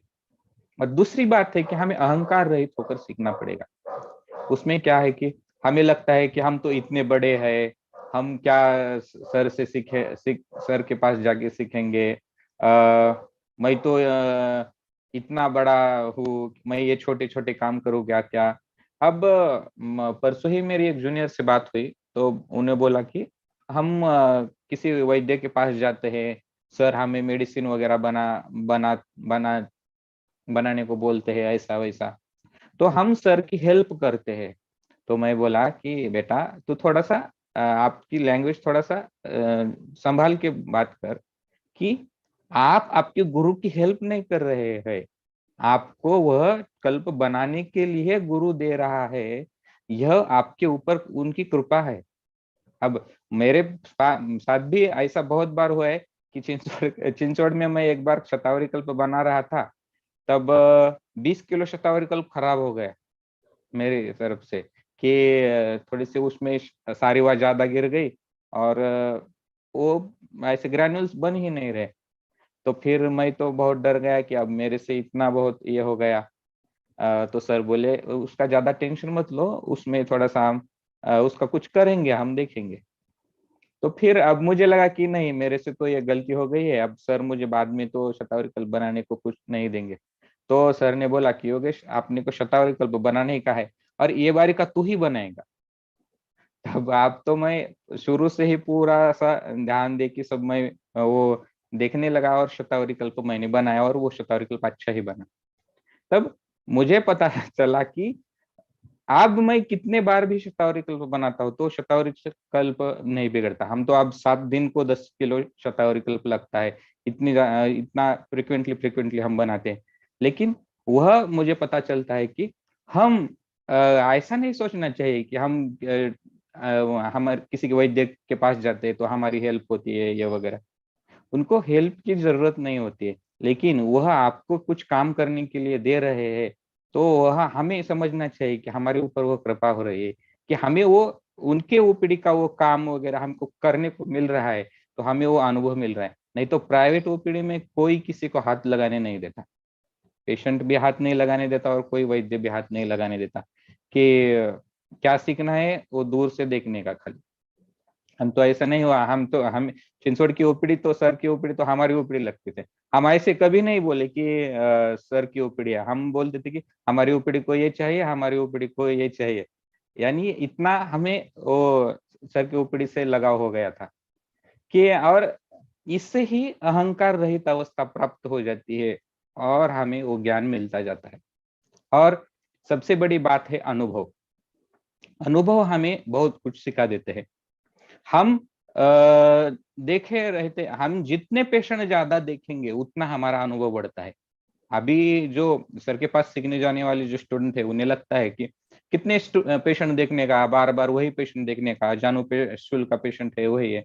लेकिन मुझे पहले तो लगता था कि लिगामेंट टेयर का पेशेंट तो ठीक नहीं होता है और लिगामेंट टेयर में हम ज्यादा क्या कर सकते हैं आयुर्वेद में।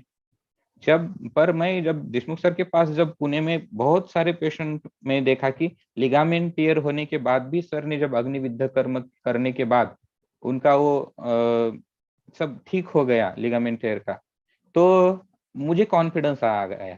अब मैं मेरे ओपीडी में भी पेशेंट लेता हूँ कि नहीं, सर के ओपीडी में मैंने देखे, इतने सारे पेशेंट देखे कि वो हाँ ठीक होते तो मेरे से भी ठीक हो जाएंगे। यह अनुभव हमें बहुत और बढ़ा देता है। अब सेरेबल पाल्सी की जो पेशेंट है वो पेशेंट लेने को शुरू शुरू में बहुत वैद्य लोग डरते हैं कि वो छोटा सा बच्चा है उसको क्या चुभाना है ये वगैरह। लेकिन देशमुख सर के ओपीडी में मैं रोज 40-50 बच्चों को देखता था कि जिनको सेरेबल पाल्सी के लिए विद्या किया जाता था। तो मुझे अब कॉन्फिडेंस आता है कि ये सेरेबल पाल्सी का पेशेंट है, ये तो ठीक है, हम कर देंगे, हम तो सर के पास बहुत पेशेंट देखे हैं ऐसे। तो यह अनुभव ही हमको हमारी विश्वास में और पुष्टि करा देता है। तो अब सबने और एक बार सुनो कि हमारे ऊपर शास्त्र कृपा होनी चाहिए, वो हमारे लिए है, हम बीएमएस को आए हैं। हमारे ऊपर गुरु कृपा होनी चाहिए, आपके जो भी गुरु है उनसे वो नॉलेज मिला तो हमारे ऊपर गुरु कृपा होगी। निशंक अवस्था, हम संशय रहित होके वह ज्ञान सीखना चाहिए, कौन सा भी आयुर्वेद का, अग्निविद्या का, सब। और अहंकार रहित अवस्था, और हमने खुद ने अहंकार छोड़ देना चाहिए, तभी हम आयुष्य में कुछ कर सकते हैं।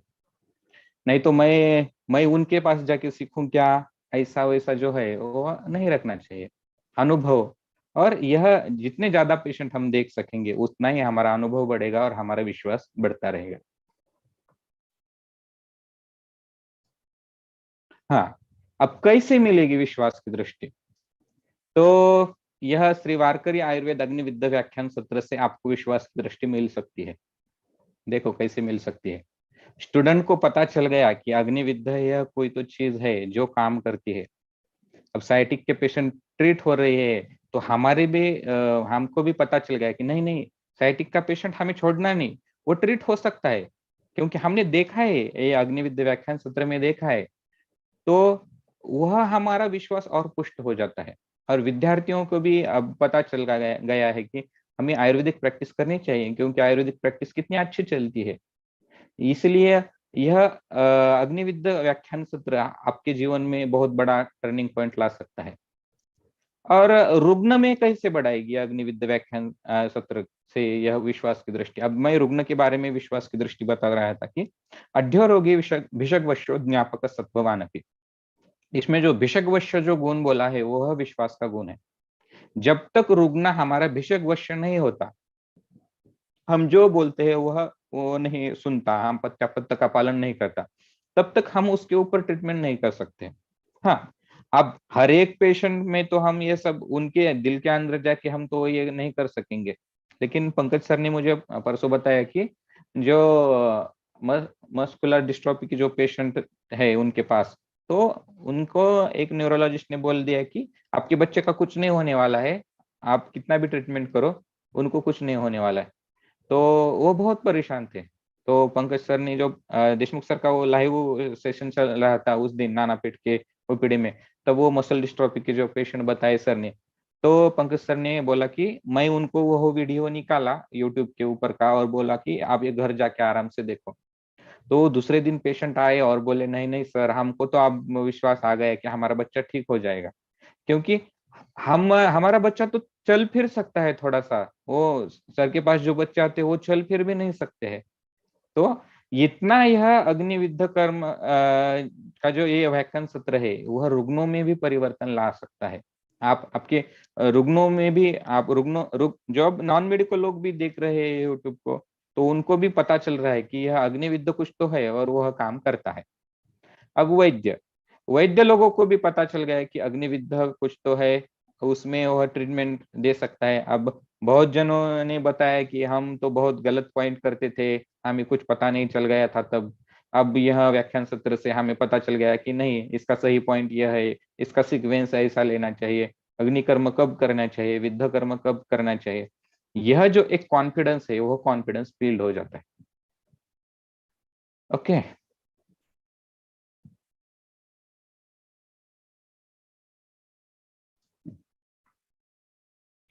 अब सबसे आखिर में देखेंगे हम क्वचित धर्म क्वचित मैत्री क्वचित अर्थ क्वचित यश कर्माभ्यास क्वचित चेति चिकित्सा नास्ति निष्फला। तो हमें चिकित्सा कैसे करती है, अब हम देखे रहेंगे कि अब ये तो देखा कि हमने विश्वास की दृष्टि कैसे प्राप्त होगी, अग्निविद्ध कैसे सीखेंगे, कहाँ से सीखेंगे, और यह विश्वास ही हम जब बिल्ड करते हैं हमारे अंदर, तब हम ट्रीटमेंट में आगे बढ़ सकते हैं। तो उसके साथ में थोड़ी सी और एक दो बातें हैं आपके साथ में शेयर करना चाहता हूँ कि चिकित्सा में ज्यादा मनी माइंडेड नहीं रहना चाहिए। ये देशमुख सर भी बोलते हैं कि ज्यादा मनी माइंडेड हम जब बन जाएंगे ना, तब हम पेशेंट को रिजल्ट नहीं दे सकेंगे। अब जो कुछ स्टूडेंट है, अब पीजी करना बुरी बात नहीं है, लेकिन हाँ, हम पीजी को जाएंगे, ज्यादा पेशेंट देखेंगे, हमारा एक्सपीरियंस बढ़ेगा, ऐसा नहीं बोलते हैं स्टूडेंट। हम स्टूडेंट क्या बोलते हैं, हाँ वहां तो 60,000 रुपए पगार है ना, वो मिल रहे हैं हमारे। यानी हम मनी माइंडेड होके जब उसके ओर आगे बढ़ेंगे तो वो हमको कैसे पल्ले पड़ेगा। इसलिए चिकित्सा करना यानी खाली पैसा कमाना ऐसा नहीं है। उसके लिए आचार्य ने बताया जो है कि क्वचित धर्म, कभी उस चिकित्सा से धर्म प्राप्त होता है, क्वचित मैत्री, कभी उससे मैत्री प्राप्त होती है, क्वचित अर्थ, कभी उससे पैसा प्राप्त होता है, और कभी क्वचित यश, कभी अब और बहुत बार यश प्राप्त होता है। यानी सब बारी में सब बातें नहीं मिलती, कभी बारी किसी बारे में कुछ मिलता है, कुछ बारे में कभी मिलता है। ऐसा हमें करना चाहिए। कर्मा और कभी कुछ भी नहीं मिला, उसमें पेशेंट में रिजल्ट भी नहीं आया, तो हमें पता चलता है कि हम ये करके हम गलत हो गए हैं। यह हमारा कर्माभ्यास भी हमें सिखा देता है, हमारी गलती भी हमारा अनुभव बन जाती है। यह भी है। अब बहुत जो पेशेंट है उन्हें बोलते हैं, अब पीजी वाले हैं जो अब मेरे ही जूनियर वगैरह है, जो सर्जरी को वगैरह जा रहे हैं। अब सर्जरी तो इतनी, सर्जरी बुरी ब्रांच थोड़ी है, सुश्रुत सर्जन ही थे ना, लेकिन उनका जो सर्जरी की तरफ देखने की जो दृष्टि है वो थोड़ी सी अच्छी नहीं लगती है। उन्होंने बोलते हैं कि नहीं, सर्जरी में बहुत पैसा है इसलिए हम उधर जा रहे हैं। नहीं, ऐसा नहीं बोलना चाहिए हमें, कि हम सर्जरी में जाके उसका कुछ अच्छा इन्वेंट कर सकते हैं, उसमें कुछ पेशेंट को और अच्छा कर सकते हैं, हमारा ज्ञान उसको अच्छे तरह से दे सकते हैं। यह लेकर हम जब तक नहीं जाएंगे तब तक हम ये नहीं होंगे, उसकी तरफ उसका पूरा डिटेल नॉलेज नहीं लेंगे। हम किसी भी छोटी छोटी बात में पैसा देखने लगेंगे तो हमको रिजल्ट भी नहीं आएगा और पेशेंट हमारे साथ फ्रेंडली भी नहीं हो जाएंगे। अब हमारे मेरा उदगीर में ओपीडी है मेरी, छोटा सा गांव है उदगीर। तो वहाँ कैसे है कि सेरेब्रल पाल्सी के पेशेंट वगैरह ज्यादा दिन नहीं टिकते, 1 महीना वगैरह ट्रीटमेंट कर लेते हैं और बाद में नहीं आते। तो हमने पीछे सोचा कि इनके लिए क्या करा जाए। तो हमारे सामने ऐसा प्रस्ताव भी आया था कि हम उनके लिए फ्री ट्रीटमेंट भी करेंगे, लेकिन नहीं, मैं उनको बोला कि नहीं, दान वान बिगड़ून टाकते, यानी फ्री में करे तो उसकी कुछ कीमत नहीं रह जाती। तो हम ऐसा करते हैं कि उनको जब मेडिसिन देते तो उनके मेडिसिन के पैसे ले लेते हैं, और जब महीने के आखिरी हो जाता है, यानी दूसरे महीने की 1 तारीख आ जाती है, तो उसका जो महीने भर का जो जितना खर्चा हुआ है उनको वापस कर देते हैं। यानी वो पेशेंट हमारे पास टिका भी रहता है, और उन्हें लगता है कि, और उनको हम बोलते हैं कि यह पैसे हम नहीं देते, यह देशमुख सर की तरफ से आते हैं। वो देशमुख सर का फोटो है और बोलते कि ये जो नांदेड़ के डॉक्टर है ना, ये आपका खर्चा दे रहे हैं। तो पेशेंट वो टिका रहता है कि नहीं, ये तो हमारे लिए कोई तो कर रहा है, तो हमें यह टिक के करना चाहिए। और हम सेरेब्रल पाल्सी के पेशेंट में वगैरह अग्निविद्ध तो हम सब फ्री ही करते हैं, उसका सर भी फ्री करते, हम भी फ्री करते। और जब मुझे तो लगता है कि अग्निविद्ध यह सेवा देने का बहुत अच्छा मौका है। इसलिए हम इससे पैसा कमाना वगैरह हमें तो अच्छा नहीं लगता, बाकी जिसका उसका ये प्रश्न है। इसलिए सेरेब्रल पाल्सी में तो अग्निविद्या हम फ्री ही करते हैं, उसके साथ जो थोड़े फार मेडिसिन लगते हैं वो तो हमारे पास से हम दे ही सकते हैं।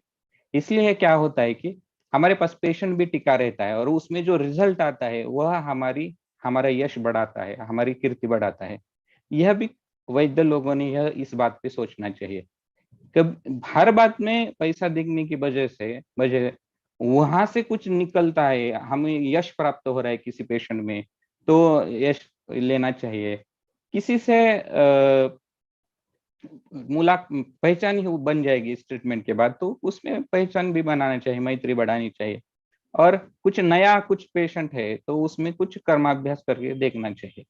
जैसे देशमुख सर भी बोलते हैं कि गोप्ते सर बोलते थे कि हम डॉक्टर है तो हमें कभी पेशेंट को ना नहीं करना चाहिए। जिस तरह जिस अवस्था में पेशेंट आया उस पेशेंट में हमें ट्रीटमेंट करनी चाहिए। अब सबसे आखिरी बात है, मैं सबका, अब जो आज का जो ये है, ये तो वही सब आज के व्याख्यान के विषय के बारे में बातें। अब आज का मेरा जो ये आखिरी लेक्चर है वो आभार के लिए है। अब मैं आभार सबका व्यक्त करना चाहता हूँ। सबसे पहले तो प्रथम दिन रामदास आव्हाड सर ने हमें जो मार्गदर्शन किया उसके लिए सर का मैं आभार व्यक्त करना चाहता हूँ। सर को हमने एक ही कॉल किया तो सर ने बोले कि हाँ मैं ठीक है, मैं बात करता हूँ। और बाद में मैंने सर को थैंक यू बोल के मैसेज भेजा तो सर ने मुझे रिटर्न मैसेज लिख के भेजा कि नहीं, आप जो काम कर रहे हो अच्छा है, आप करते रहो, हम अगले साल भी करो आप, मैं आपको अगले साल भी आपको सहायता करूंगा, आपको जो कुछ प्रॉब्लम आएगी उसमें भी मैं सहायता करूंगा। इसे सब बड़े लोग दिल से भी बड़े होते हैं, लेकिन हमें उनके साथ मिलकर कुछ करे तो हमें भी उनका मार्गदर्शन अच्छी तरह से मिलता है। वैसे रामदास आव्हाड सर का भी मार्गदर्शन बहुत हम मिला। नीता काला मैडम का भी हमें पहले दिन मार्गदर्शन मिला। मैडम का तो ऐसा हुआ कि सर ने बोले, देशमुख सर ने, मैं यह सब जो व्याख्यान है वो मैंने खुद में तय किए कि किसी को क्या करने का है। हमें नहीं लगा था कि यह इतने बड़े प्लेटफॉर्म पे जाएगा, हमें लगा कि ये छोटा सा कार्यक्रम है तो उसमें इतना ज्यादा सोचने की क्या जरूरत है। तो फिर सब तय होने के बाद मैं सर को बोला कि सर आपको 4 तारीख को बात करनी है। तो सर ने बोले ठीक है, वो तो मैं करूंगा, लेकिन आप नीता काला मैडम का रखे तो अच्छा होता। तो सर मैं बोला कि सर मैं तो सबको पहले से ही दे रखा है कि आप ये दिन ये बात करोगे ये वगैरह। तो फिर आप बीच में ही मैं किसी को कैसे ना कह सकता हूँ। तो देशमुख सर ने बोला कि मैं ही थोड़ी कम बात करता हूँ, लेकिन मेरे लेक्चर के दिन नीता मैडम का लेक्चर रखो। तो फिर सर ने बड़ापन दिखाया तो हमने भी नीता मैडम से बात की। तो नीता मैडम ने हमें बोला कि नहीं, हमें नाम के लिए कुछ नहीं करते, मेरा नाम आया ना आया तो उसमें कुछ बात नहीं है, लेकिन आप जो कर रहे हो अच्छा है। और उसके लिए मैं करने के लिए तैयार हूँ। तो मैडम ने ही अपना कीमती समय देके हमको बहुत अच्छा मार्गदर्शन किया। चंद्र कुमार देशमुख सर का तो मैं जिंदगी भर ऋणी रहूंगा। उनके लिए तो मेरे पास बोलने के कुछ शब्द नहीं है। आज हम जो भी कुछ है वह सब डॉक्टर चंद्र कुमार देशमुख सर की ही देन है। और ये जो अग्निकर्म व्याख्यान सत्र हमने शुरू किया, पर मालूम नहीं था कि उसके लिए क्या करने का था। तो फिर कुछ हुआ कि हम सर को कॉल करते थे कि सर ये प्रॉब्लम आ गई, ऐसा क्या करे। सर ऐसा कभी नहीं बोला कि अब प्रॉब्लम आई तो मैं क्या करूँ। सर बोलते थे ठहर, मैं कुछ तो करता हूँ उसके लिए। और सर उसकी इंफॉर्मेशन निकाल के हमें बताते। और जूम मीटिंग के लिंक उसका लाइव का करने का है, सब सर को पूछ पूछ के हम बड़े हुए और कर रहे हैं। और सर रोज अपनी कीमती समय में से लास्ट में थोड़ा सा मार्गदर्शन को करके हमें बहुत सहकार्य किया है। तो सर का तो हम सर के तो सब वारकरी आयुर्वेद हम ऋणी रहेंगे। फिर सुचित्रा छल्ला मैडम ने भी नेत्र विकारों में बहुत अच्छा मार्गदर्शन किया हमें। डॉक्टर हर्षित साहू सर ने भी हमें बहुत अच्छा मार्गदर्शन किया, उनका भी मैं आभारी हूँ। मेघा पेंटर मैडम ने जो क्षिप्रांगुष्ठ और कोविड के अनुभव बताए, आज तक हर एक लेक्चर हुआ, ऐसा एक ही लेक्चर नहीं हुआ जिसमें मेघा मैडम का नाम नहीं निकला। मेघा मैडम ने इतना अच्छा और इतने डिटेल में पढ़ाया कि हम सभी वैद्यगण मेघा मैडम सा बहुत आभार व्यक्त करते हैं कि हम इतने डीप तरह से क्षिप्र और अंगुष्ठ का हम भी कभी विचार नहीं करे थे। संदीप गनवाल सर का भी मैं बहुत बहुत आभारी हूँ, उन्होंने हमें मार्गदर्शन किया। कल्याणी काबगते मैडम ने भी हमें बहुत अच्छे से मार्गदर्शन किया उन्माद अपस्मार में। वो बहुत डीप तरह से जो नॉलेज है वो मैडम ने हमें बांटने की कोशिश की। रोहित कुमार वर्मा जी सर का तो मैं बहुत बहुत शुक्रिया अदा करता हूँ। सर के फैमिली में कुछ तो बहुत प्रॉब्लम हो गई थी, लेकिन सर ने हमें एक बार भी नहीं बोली कि मेरे फैमिली में कुछ प्रॉब्लम है, तो मैं आपके लेक्चर को लेक्चर दे पाऊंगा या नहीं। लेकिन जब लेक्चर हुआ तब सर ने मुझे बोला कि बहुत बड़ी प्रॉब्लम थी योगेश, लेकिन मैं यह लेक्चर कर सका। तो ऐसे अपनी प्रॉब्लम बाजू में रख के हमें सहकार्य किया, इसलिए मैं सर का भी बहुत आभारी हूँ।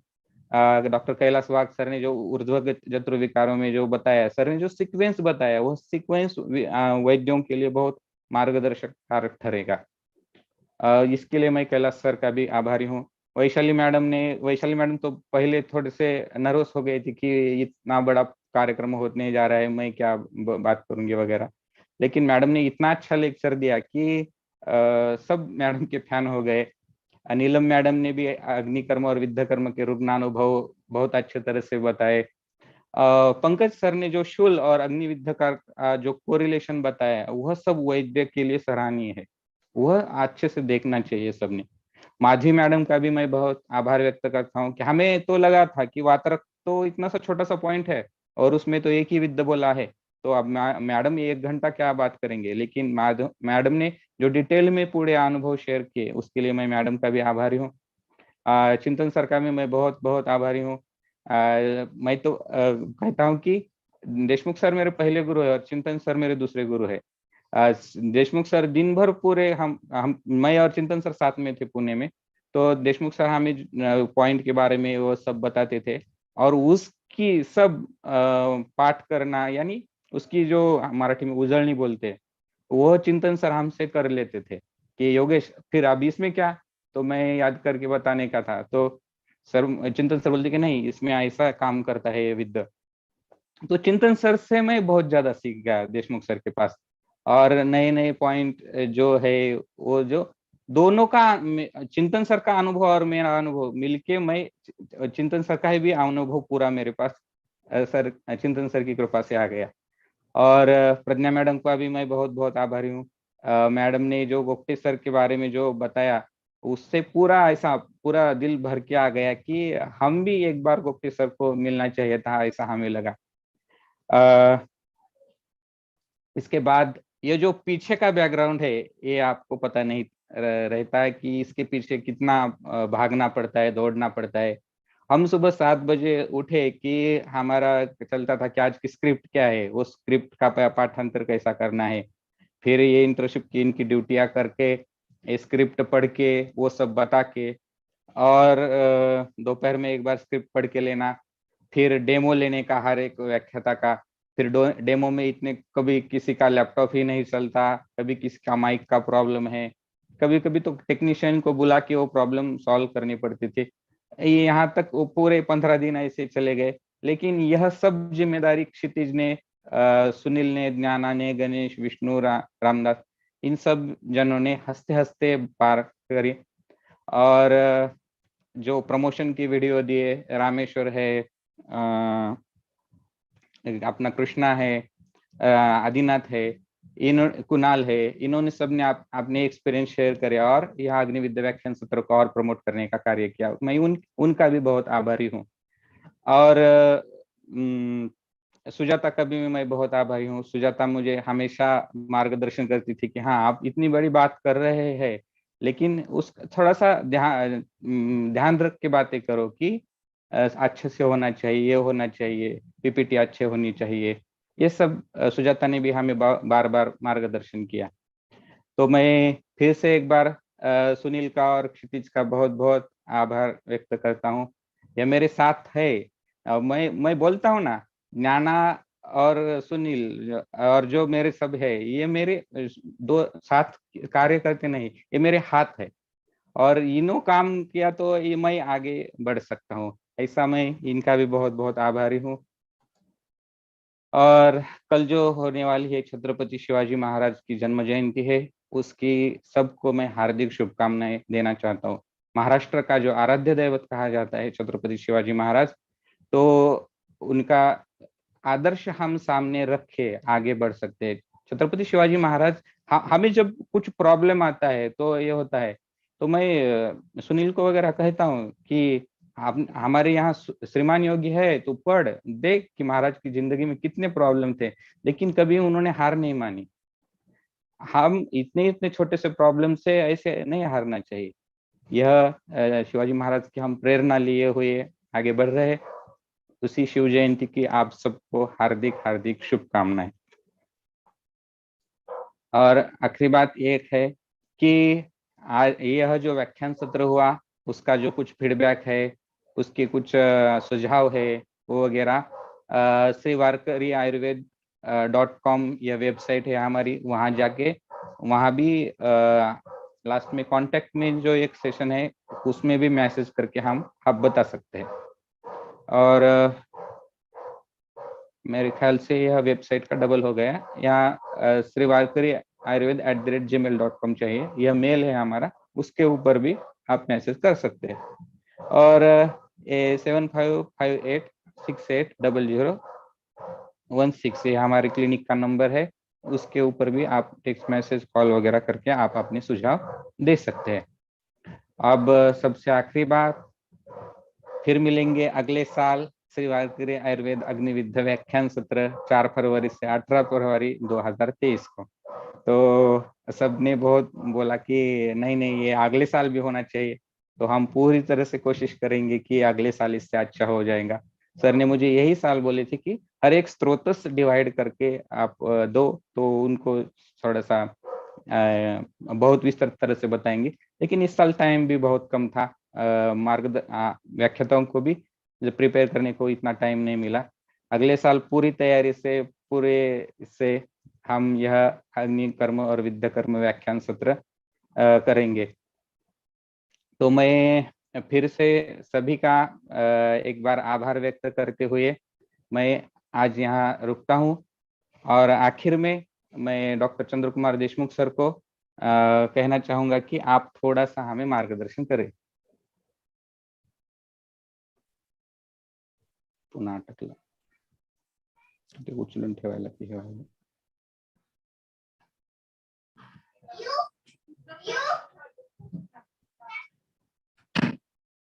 चलायला बंद कर स्क्रीन शेअर. नाही बंद. नमस्ते, आवाज येतोय का माझा?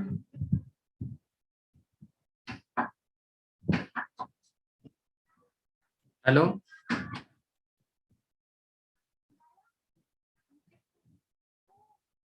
माझा आवाज येतोय का? Lock hello. येतोय सर. हाँ, सबसे इम्पोर्टेंट ये जो व्याख्यान सीरीज ली थी, मुझे योगेश का फोन आया था कि सर मुझे सरप्राइज ही दिया उसने कि वैद्य राघव गुप्ते सर के जन्मदिन से शुरू करना है। तो ऐसा कभी सोचा नहीं था कि वैद्य गुप्ते सर के साथ में जब था ना, तो सर कहते थे कि सर की एक इच्छा थी कि ये जो विद्या कर्म और अग्नि कर्म जो है टेक्स्ट बुक में आना चाहिए। उसके लिए काम भी शुरू किया था। आयुष डिपार्टमेंट में कुछ सर के पहचान के लोग थे और उनसे मुझे लगा सर ने बात भी की थी, और वो टेक्स्ट बुक में सिलेबस में सेकंड ईयर या थर्ड ईयर को जो सर्जरी का सिलेबस है उसमें ही सर को ये विद्या कर्म और अग्नि कर्म जो सर कर्म करते हैं उसका उल्लेख लाना था। लेकिन सर जाने के बाद वो कॉन्टेक्ट भी चले गए और हम तो बहुत नए थे, नाम भी नहीं था, कोई पहचानता भी नहीं था और वो कैसे करेंगे ये पता भी नहीं था। लेकिन मुझे याद है जब सर एक हमको छोड़ के चले गए थे, उसके 4-5 दिन ही पहले मैं सर से बात किया और मैंने कहा था सर से कि ये जो जिम्मेदारी है कि आपकी बुक में सिलेबस में लाने के लिए मैं करने को तैयार हूँ सर, मुझे आप बोलो जो भी करेंगे मैं करूंगा। मैं तब नांदेड़ में था मेरे विजिट में शुक्रवार को, और सर ने कहा सर बीमार थे, फ्रैक्चर हुआ था, तो सर ने कहा कि ठीक है आप आ जाओ, आने के बाद मिल लो मुझे और हम करेंगे काम। तो जब पुणे में आया तो जैसे मैं पहुंच गया तो सब व्हाट्सएप पे मैसेज आने लगी कि श्रद्धांजलि ऐसे सर के। तो एक शौक था और तब से 6 महीने तो ब्लैंक में ही गए कि रोज जो जाने की इच्छा थी सर के पास, सर को देखने की, वो सर नहीं थे ना तो क्या करें, ऐसा प्रश्न था। प्रैक्टिस तो कर रहे थे लेकिन वो जो हमारे सर के ऊपर हाथ रहता है ना कि तू कर, आगे काम कर, मैं तुम्हारे पीछे हूँ, वो ऐसा लग रहा था कि हाथ ही चले गया।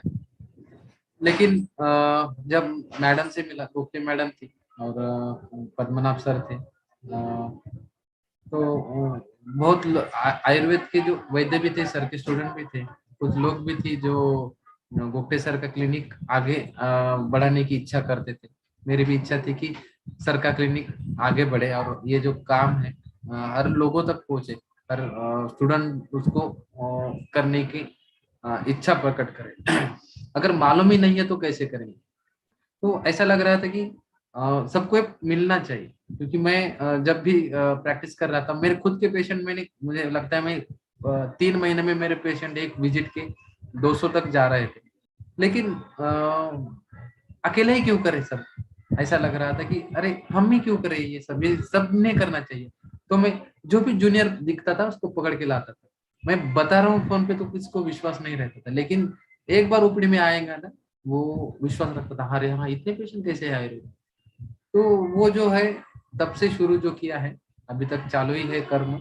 लेकिन जो सर का विद्या कर्म और अग्नि कर्म आगे बढ़ाने का काम है, वो जैसे पद्मनाभ सर ने कहा कि मैंने सर को जाके मिला कि सर ये शुरू होना चाहिए, क्योंकि काफी पेशेंट है जो पुराने सर के, वो फोन करते हैं कि कब शुरू होने वाला है।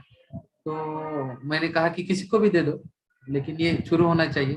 6-7 डॉक्टर थे सर, वो सर को अप्रोच किया था, लेकिन सर का फोन आया मुझे पद्मनाभ सर का, ठीक है हम ट्रायल बेसिस पे शुरू करके आप ही शुरू करो।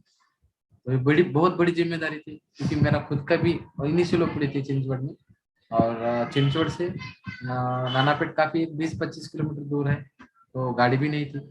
तो ठीक है सोच लिया कि करेंगे, देखा जाएगा आगे क्या है। अब 4 बजे हमने, जो सर का टाइम था 4 से 6, वो शुरू किया।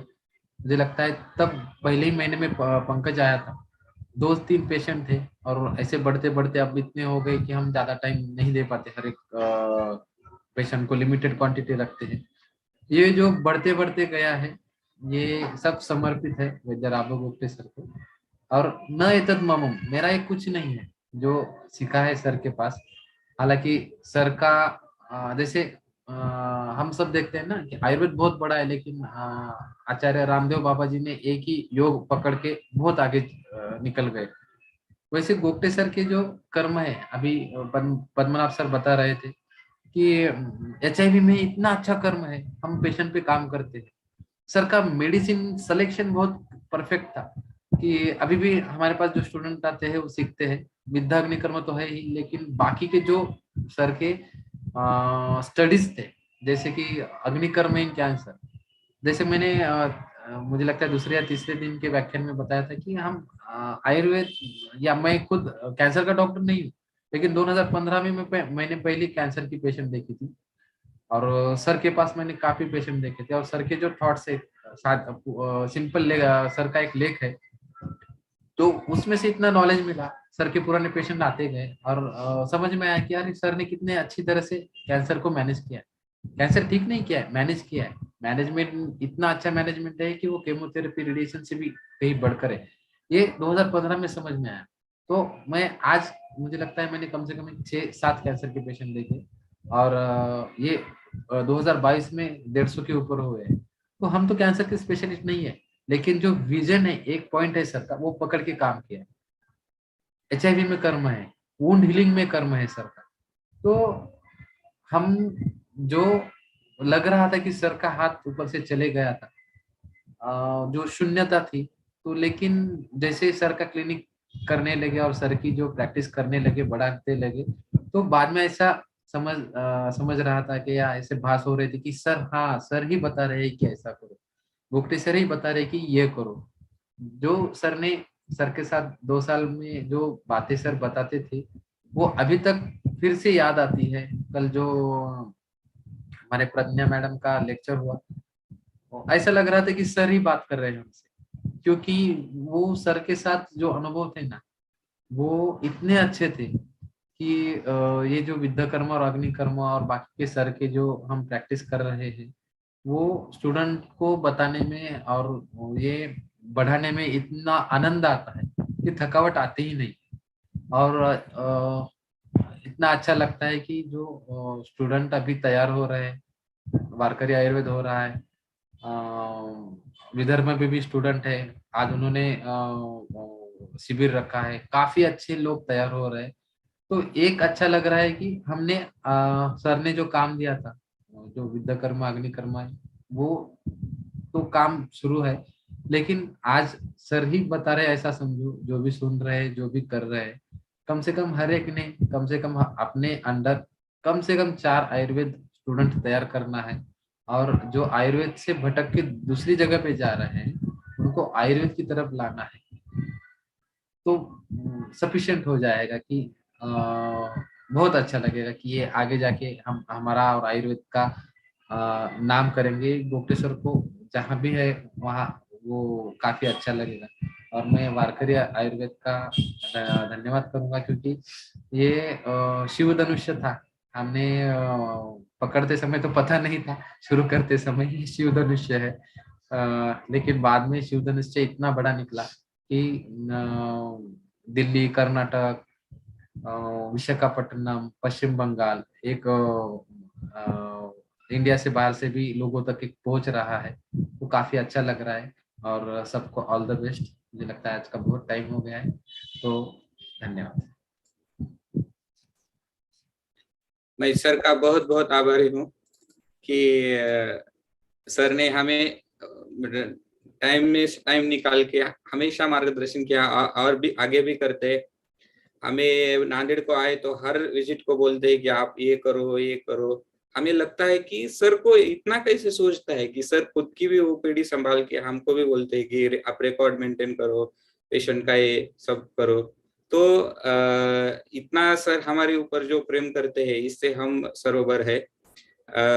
इस विद्या व्याख्यान सत्र तो शुरुआत तो हमें छोटी सी लगी, लेकिन सर ने बताया जैसा वो बहुत आगे बढ़ गया। इसमें वैद्य हर्षल वैद्य जो है, उनका हमें बहुत सपोर्ट मिला। सर ने हमें कॉल किया और बोला कि आप ये बहुत सराहनीय काम कर रहे हैं। सर ने बार बार आपके उनके यूट्यूब के चैनल पे ये सब वीडियो वगैरह डाले, और तब से ही वो रजिस्ट्रेशन वगैरह बहुत ज्यादा बढ़ गए। तो मैं वैद्य हर्षल वैद्य सर का भी बहुत बहुत आभारी हूँ। तो यह हमारा जो ये काम है उसमें कुछ टेक्निकल प्रॉब्लम होगी, कुछ आवाज कम ज्यादा हुआ, इसके लिए मैं आपसे माफी मांगना चाहता हूँ। और आपने जो यह सब प्रेम दिया है वह उत्तरोत्तर बढ़ता ही जाएगा। तो आखिर में इतना ही कहूंगा, ओम पूर्णमद पूर्णमिदम पूर्णात् पूर्णमुदच्यते पूर्णस्य पूर्णमादाय पूर्णमेवावशिष्यते। इतना कहते हुए मैं देशमुख सर को और एक बार जन्मदिन की हार्दिक हार्दिक शुभकामनाएं देते हुए यहाँ पर रुकता हूँ। धन्यवाद।